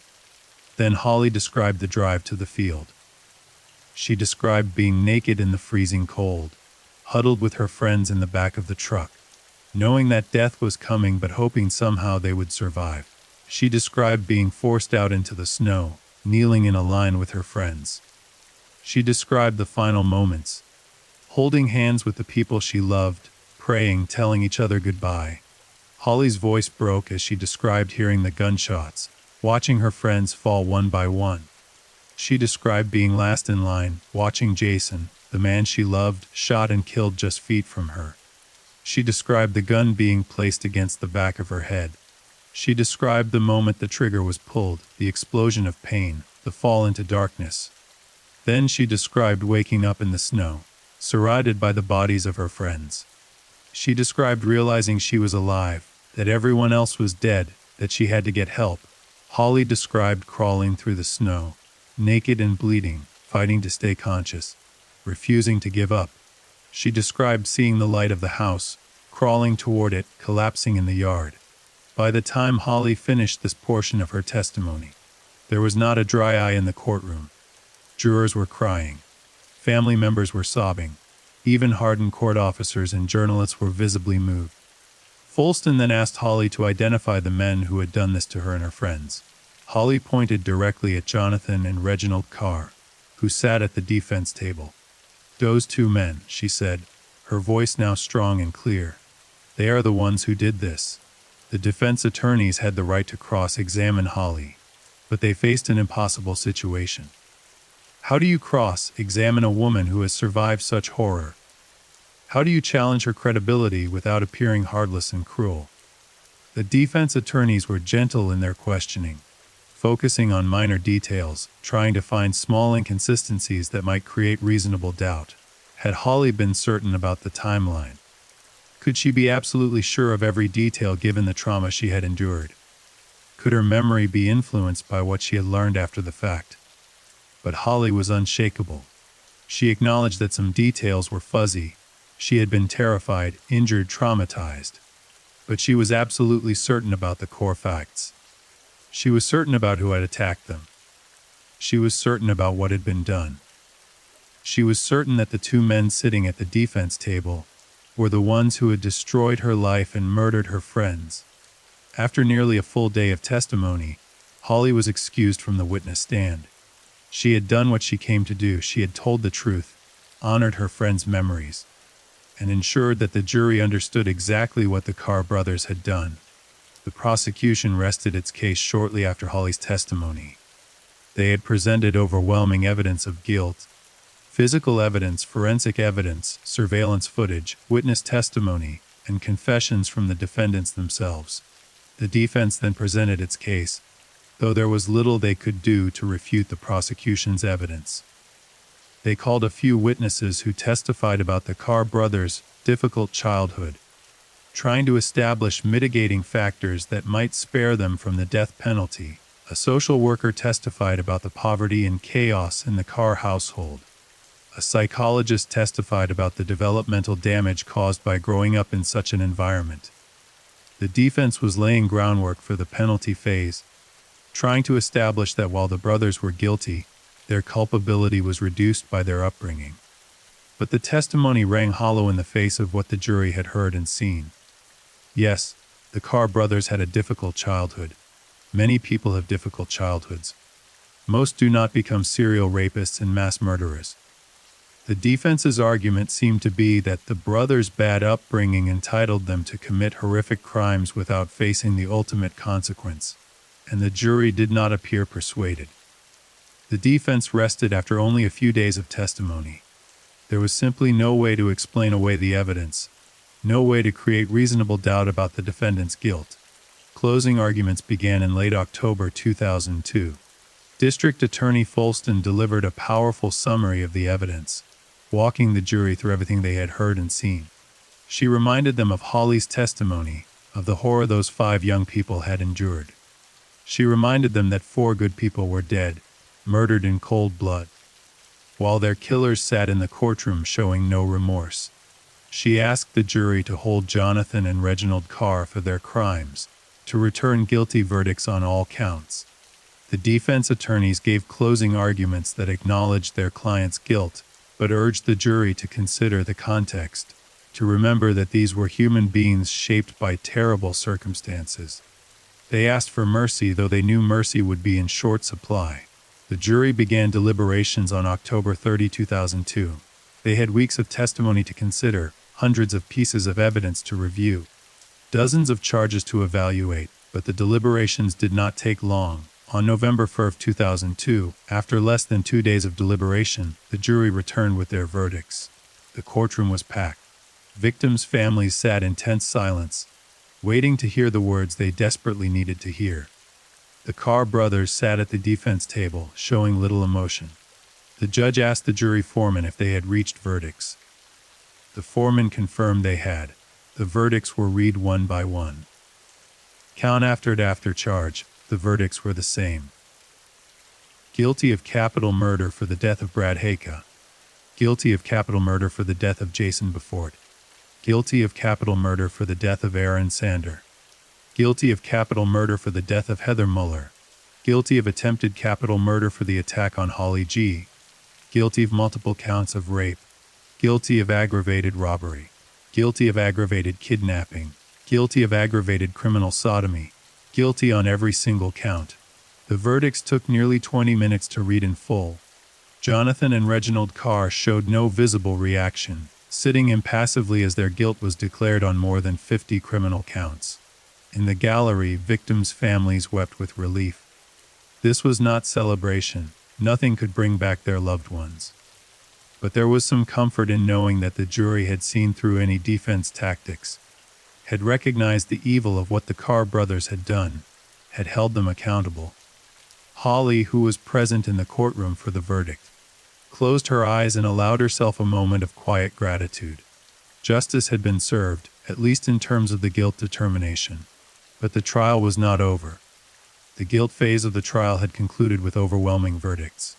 Now began the penalty phase, the portion of the trial where the jury would decide whether Jonathan and Reginald Carr deserved to die for their crimes, or whether they should spend the rest of their lives in prison without any possibility of parole.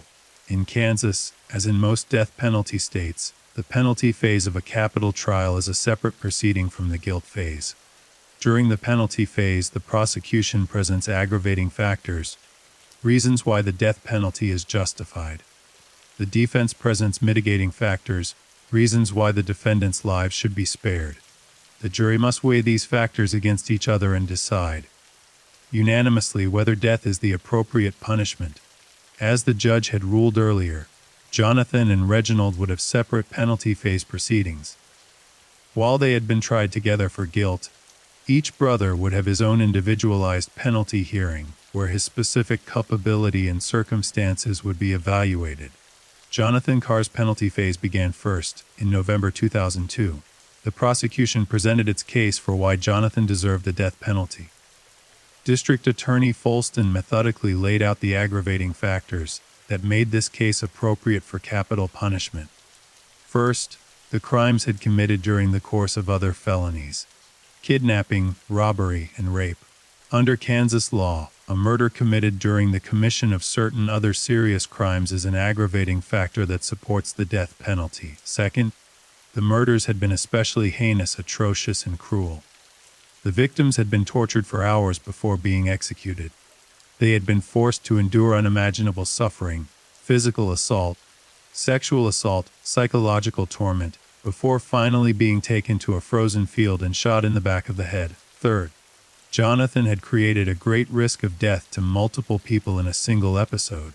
4 people had been murdered and a 5th had been shot and left for dead. This was not a single impulsive act of violence, but a calculated massacre. Fourth, the murders had been committed for the purpose of avoiding arrest and prosecution. The Carr brothers had killed their victims to eliminate witnesses, a particularly cold-blooded motive that demonstrated consciousness of guilt and absolute disregard for human life. Fifth, the evidence showed a pattern of criminal behavior. Jonathan's extensive criminal history, his prior convictions for robbery, assault, and weapons offenses, demonstrated that he was a career criminal who posed an ongoing threat to society.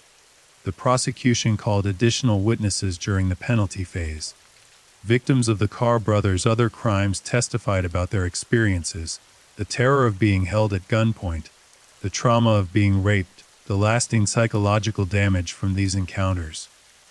A young woman who had been attacked by the Carr brothers just days before the massacre testified through tears about her ordeal. She described how Jonathan and Reginald had broken into her home, held her and her boyfriend at gunpoint, raped her repeatedly, beaten her boyfriend, and robbed them of everything valuable. She described the nightmares that still plagued her, the fear that still controlled her life.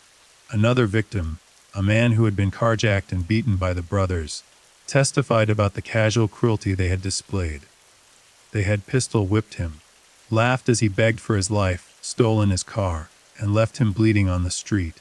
These witnesses established a pattern. Jonathan Carr was not someone who had made a terrible mistake in a moment of passion. He was a predator who had spent years victimizing innocent people, who showed no capacity for change, who would continue to hurt others if given any opportunity. The prosecution also presented evidence of Jonathan's behavior while in jail awaiting trial. Guards testified that he had been violent and uncooperative, that he had threatened other inmates, that he had shown no remorse for his crimes. In conversations recorded by jail surveillance, Jonathan had been heard bragging about the crimes, laughing about what he and his brother had done. This evidence was devastating to any claim that Jonathan deserved mercy. The families of the victims were given the opportunity to provide victim impact statements, testimony about how the murders had affected their lives. Brad Haika's mother took the stand. She was a dignified woman in her 50s, her face marked by 2 years of grief. She spoke in a quiet, steady voice of their son about his childhood, his dreams, his kindness. She spoke about the hole his death had left in their family, about holidays that would forever be marked by his absence, about grandchildren she would never have because her son had been murdered. She looked directly at Jonathan Carr as she spoke. "You took my son from me," she said. "You took him for no reason except your own greed and evil. You don't deserve to breathe the air he can no longer breathe." Jason Befort's father testified next. He was a large man who had clearly been physically strong in his youth, but grief had bent him. He spoke about Jason's love of teaching, his dedication to his students, the young lives he had touched and would never touch again. "My son was making the world better," he said. "He was helping kids, teaching them, inspiring them. And you destroyed him. You took all the good he would have done and you erased it. How can that be anything but evil?" Aaron Sanders' fiancée testified. Though she could barely speak through her tears, she had been planning a wedding. Now she visited a grave. She spoke about the future they would never have, the children they would never raise, the life they would never build together. "He was everything to me," she whispered.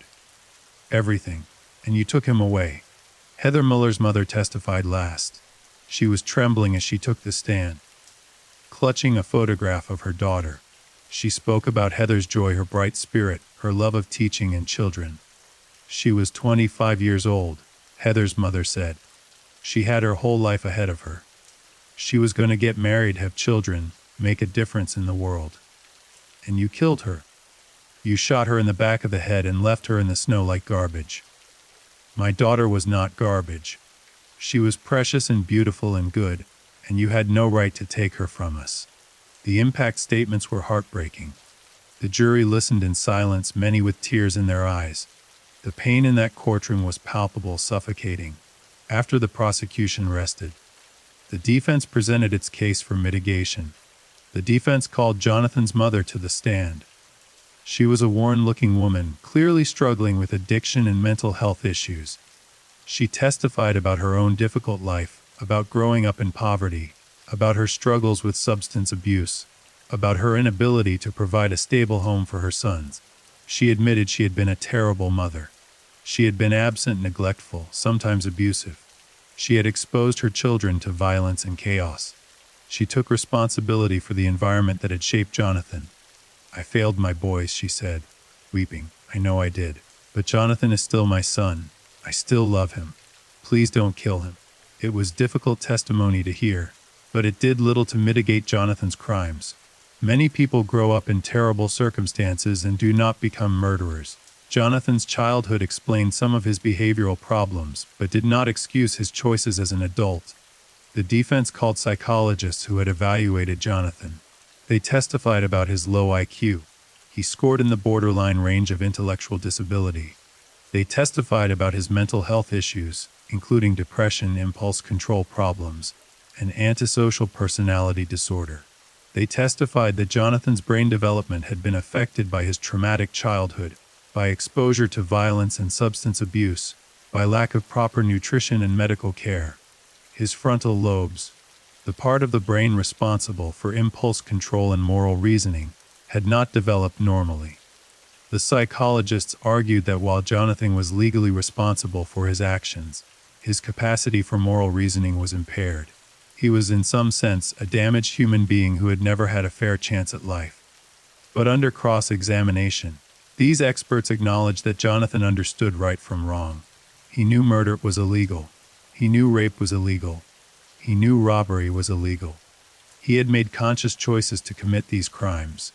His damaged upbringing might explain why he made those choices, but it did not remove his culpability. The defense presented testimony from a mitigation specialist who had researched Jonathan's background extensively. This specialist painted a picture of generational poverty and dysfunction, of a family torn apart by incarceration and addiction, of children raised in environments where violence was normalized. The specialist testified that Jonathan never had positive role models, never learned healthy ways of relating to others, never developed empathy or a conscience, because no one had ever shown him love or taught him to value other people. It was a sympathetic portrait, designed to make the jury see Jonathan as a product of his environment rather than as an evil monster. The defense was hoping the jury would choose mercy, would see that executing Jonathan would be executing someone who had never really had a chance. But the prosecution's rebuttal was devastating. In her closing argument for the penalty phase, District Attorney Folston acknowledged that Jonathan had a difficult childhood. But so do millions of other people, she said, and they don't become rapists and murderers. She reminded the jury of Holly's testimony, of the hours of torture the victims had endured. She reminded them of the cold-blooded executions in the snowy field. She reminded them of Jonathan bragging about his crimes in jail, showing no remorse, no regret, no humanity.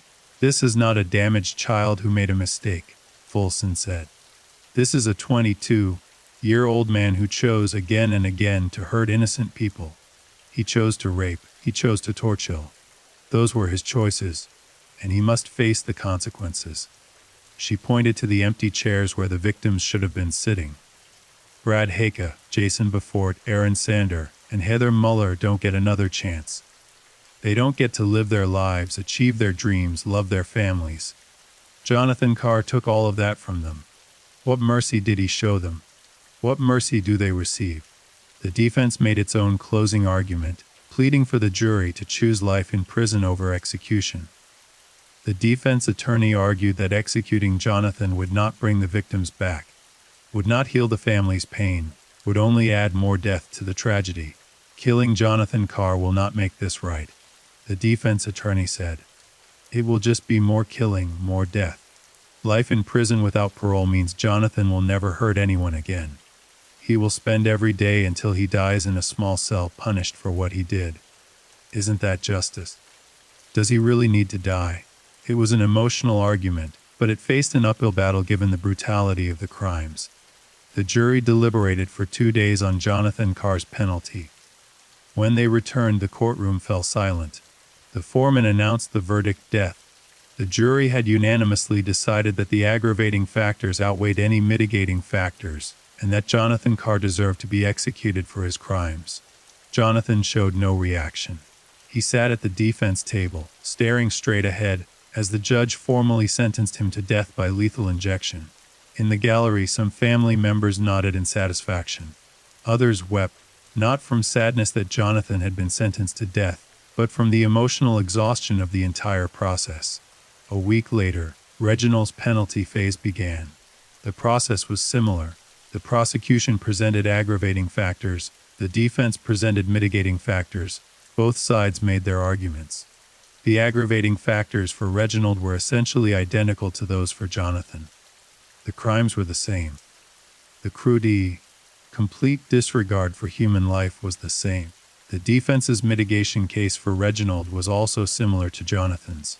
Reginald had the same terrible childhood, the same absent father, the same neglectful mother, the same exposure to violence and chaos.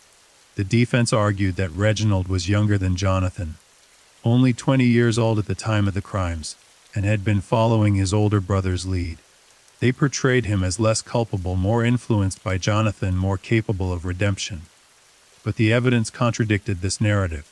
Surveillance footage, witness testimony, and the brothers' own confessions made clear that Reginald had been an equal participant in the crimes. He had raped the victims, he had beaten them. He had pulled the trigger in that field. The jury deliberated on Reginald's penalty for less time than they had deliberated on Jonathan's. When they returned, their verdict was the same: death. Reginald Carr was formally sentenced to death by lethal injection. On December 9, 2002, the Carr brothers were officially sentenced. The judge delivered a scathing statement from the bench, describing the crimes as among the most heinous he had encountered in his decades on the bench. "You showed your victims no mercy," the judge said, looking at Jonathan and Reginald. "You tortured them for hours. You raped and you humiliated them. You stole from them, and then you executed them in a snowy field like they were nothing more than animals. You deserve no mercy in return." He sentenced both brothers to death, plus multiple consecutive life sentences for the other crimes they had committed. Even if the death sentences were somehow overturned on appeal, the Carr brothers would never leave prison. The brothers were transported to El Dorado Correctional Facility, home to Kansas's death row. They were placed in separate cells in the maximum security unit, where they would remain isolated from the general prison population. Life on death row is extremely restricted. Inmates spend 23 hours a day in their cells. They are allowed 1 hour of recreation, usually alone in a small outdoor cage. They eat meals in their cells. They have no contact with other inmates except during rare and supervised occasions. Visits with family are conducted through glass partitions. Every aspect of their lives is controlled and monitored. For Jonathan and Reginald Carr, this would be their existence for the foreseeable future. Kansas had reinstated the death penalty in 1994, but the state had not executed anyone yet. Appeals in death penalty cases typically take many years, sometimes decades. The Carr brothers would likely spend years on death row before their appeals were exhausted and execution became imminent. But for the victims' families, the trial's conclusion brought some measure of closure. Justice had been served in the courtroom. The men who had destroyed their lives had been held accountable. It could not bring back their loved ones, but it was something. Holly G., who had testified so bravely during the trial, began the difficult process of rebuilding her life. She would never be the same person she had been before December 14, 2000. The trauma of that night had changed her fundamentally. She suffered from severe PTSD that required ongoing therapy and medication. She had nightmares regularly, reliving the attack. She struggled with survivor's guilt, constantly asking herself why she had lived while her friends had died. Her physical injuries healed to the extent they could. The bullet to her left a permanent scar and occasional headaches. The injuries from the sexual assaults caused chronic pain. But she was alive, which was more than anyone could have expected given what she had endured. Holly eventually moved away from Wichita, seeking a fresh start in a place not haunted by memories of that terrible night.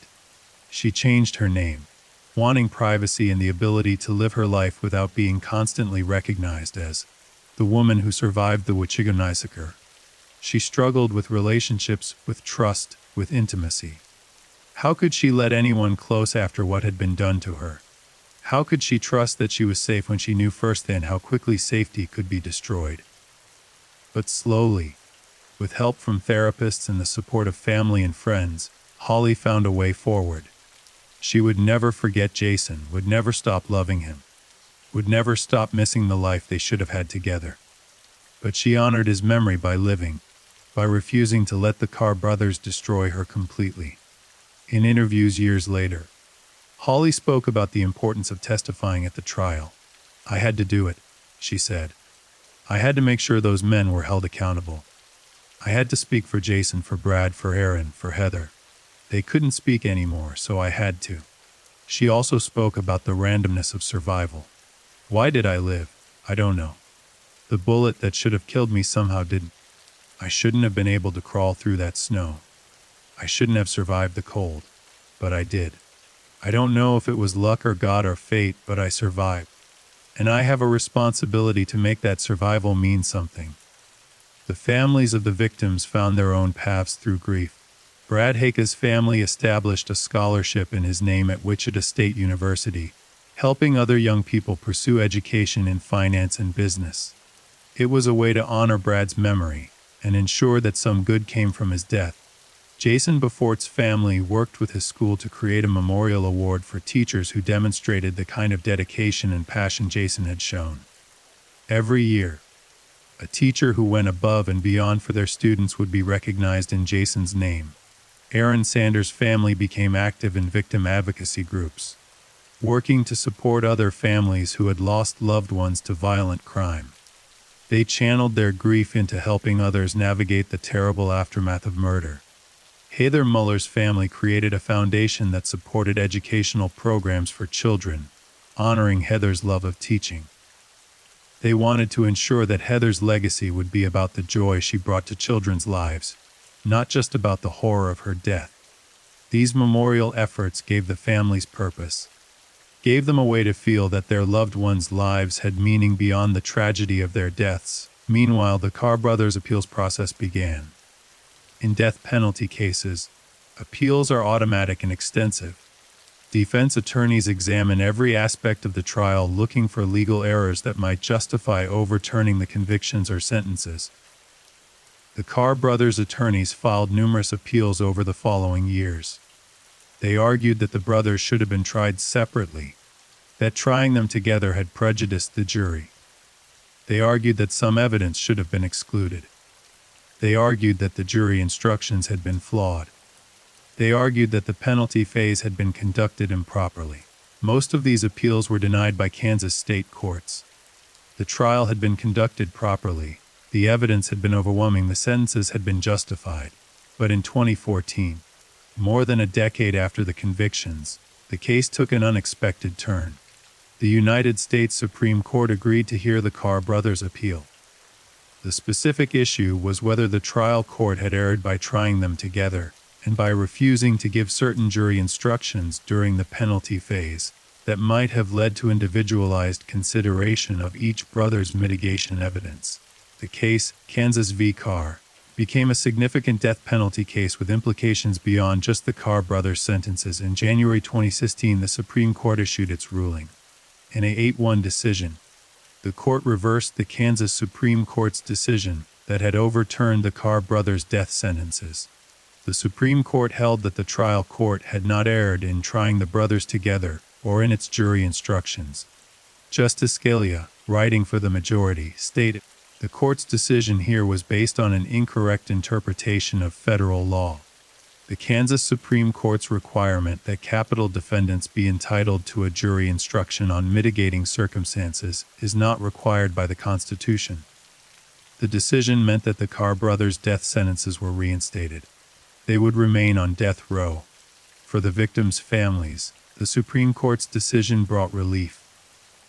They had worried that the brothers' sentences would be reduced to life in prison, that they would have to endure another penalty phase trial, that they would have to relive the trauma all over again.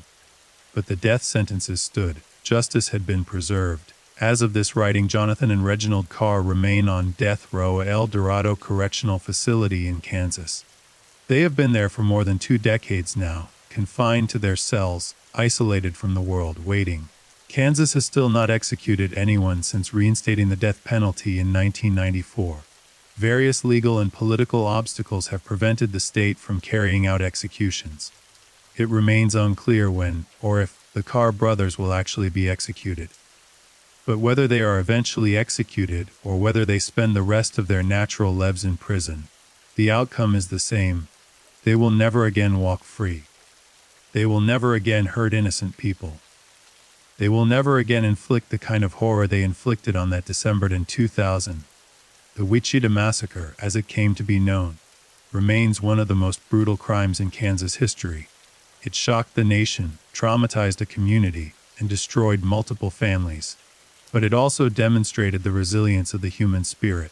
Holly's survival, her courage in testifying, her determination to rebuild her life, these things showed that even in the face of unimaginable evil, goodness can persist.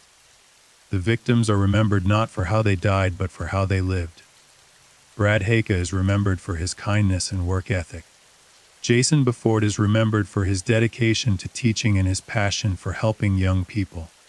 Aaron Sander is remembered for his gentle strength and loyalty to those he loved. Heather Muller is remembered for her brightness and joy. These 4 young people did nothing to deserve what happened to them. They were simply in the wrong place at the wrong time, targeted by 2 predators who valued human life at nothing. The case raises profound questions about the nature of evil, about whether some acts are so monstrous that they place the perpetrators beyond redemption, beyond the possibility of mercy. Jonathan and Reginald Carr showed no empathy, no remorse, no recognition of their victims' humanity. They tortured people for entertainment. They raped women while forcing the men who loved them to listen helplessly. They executed 5 people in a frozen field, then ran over their bodies to ensure death. These were not crimes of passion or desperation. These were not acts committed of the moment by someone who lost control. These were calculated, methodical, sadistic crimes committed by 2 individuals who seemed to lack any capacity for human compassion. The question of what creates such individuals, nature versus nurture, biology versus environment, may never be fully answered. The Carr brothers had terrible childhoods, but so do many people who never harm anyone. They had psychological problems and low IQs, but so do many people who live law-abiding lives. At some point, regardless of upbringing or circumstances, individuals make choices. Jonathan and Reginald Carr chose violence, they chose cruelty, they chose murder, and they must live with the consequences of those choices. The victims' families have had to live with consequences too, consequences they did nothing to deserve. They have had to navigate birthdays and holidays without their loved ones. They have had to watch other people's children grow up, while their own remain forever young in photographs and memories. They have had to find ways to live with grief that never fully goes away. But they have also found ways to honor their loved ones, to ensure that Brad, Jason, Aaron, and Heather are remembered for more than just being murder victims. The scholarships, the memorial awards, the foundations, these things keep the victims' spirits alive in positive ways. Holly's survival remains the miracle at the center of this tragedy. By every measure, she should have died in that field. The bullet to her head should have killed her. The freezing temperatures should have killed her. The blood loss should have killed her. But somehow, through sheer will and perhaps divine intervention, she survived. Her testimony ensured justice. Without her, the case against the Carr brothers would have been built entirely on physical evidence and confessions that defensees can have tried to suppress. Her eyewitness account, her ability to identify the perpetrators, her detailed description of the hours of torture, these things made conviction certain. She paid a terrible price for her survival. The physical and psychological trauma will affect her for the rest of her life. But she ensured that her friends did not die in vain, that their killers faced accountability, that some measure of justice was achieved. The Wichita community was forever changed by these crimes. The sense of safety, the belief that such terrible things couldn't happen here, was shattered. People locked their doors more carefully. They looked at strangers with more suspicion. They held their loved ones a little tighter.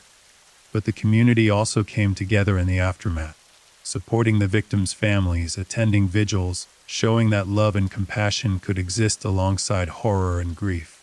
Wichita refused to let the Carr brothers define their city. The brothers brought darkness, but the community responded with light. As the years pass, the memory of that terrible December night in 2000 begins to fade from public consciousness. New tragedies occur. New headlines capture attention, the world moves on. But for those directly affected, the families, the friends, Holly herself, the memory never fades. December 14th will always be the day their lives were destroyed. It will always be the day they lost people they loved in the most horrific way imaginable. The Carr brothers sit on death row, alive while their victims are dead. They receive meals, medical care, visits from family. They experience sunlight during their recreation hour. They continue to breathe, to exist, while Brad, Jason, Aaron, and Heather are buried in cold ground. Whether they will eventually be executed remains uncertain. Legal challenges continue, political winds shift. Public opinion on capital punishment evolves. But regardless of whether they die by lethal injection or old age, the outcome is the same. They will spend the rest of their lives paying for their crimes. Some might argue that execution is too merciful, that a lifetime in the severe isolation of death row is actually a harsher punishment than a quick death. Others believe that justice demands the ultimate penalty for the ultimate crime. There are valid arguments on both sides, but for the victims' families, what matters most is not the specific form of punishment, but the certainty that justice has been served, that the men who destroyed their lives have been held accountable, that the world acknowledges the value of the lives that were taken. This case reminds us that evil exists in the world. Not abstract evil, not evil as a philosophical concept, but real, tangible evil in the form of human beings who choose to inflict suffering on others for their own gratification. It also reminds us that courage exists. Holly's survival and testimony required extraordinary bravery. The family's ability to continue living, to find purpose in tragedy, to honor their loved ones' memories. This too is a form of courage.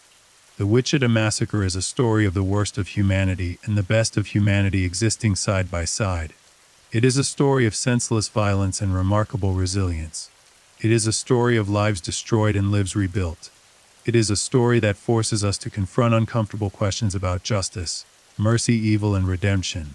Brad Haka, Jason Beaufort, Aaron Sander, and Heather Muller deserve to live long, happy lives. They deserve to achieve their dreams, raise families, grow old. They deserve better than to die naked in the snow, executed by monsters who saw them as nothing more than objects to be used and discarded. Their deaths were tragedies, but their lives were triumphs of the human spirit, lives of kindness, dedication, love, and service to others. That is how they should be remembered. Thank you for listening. If you enjoyed the case, leave a comment and subscribe. Good night and stay safe.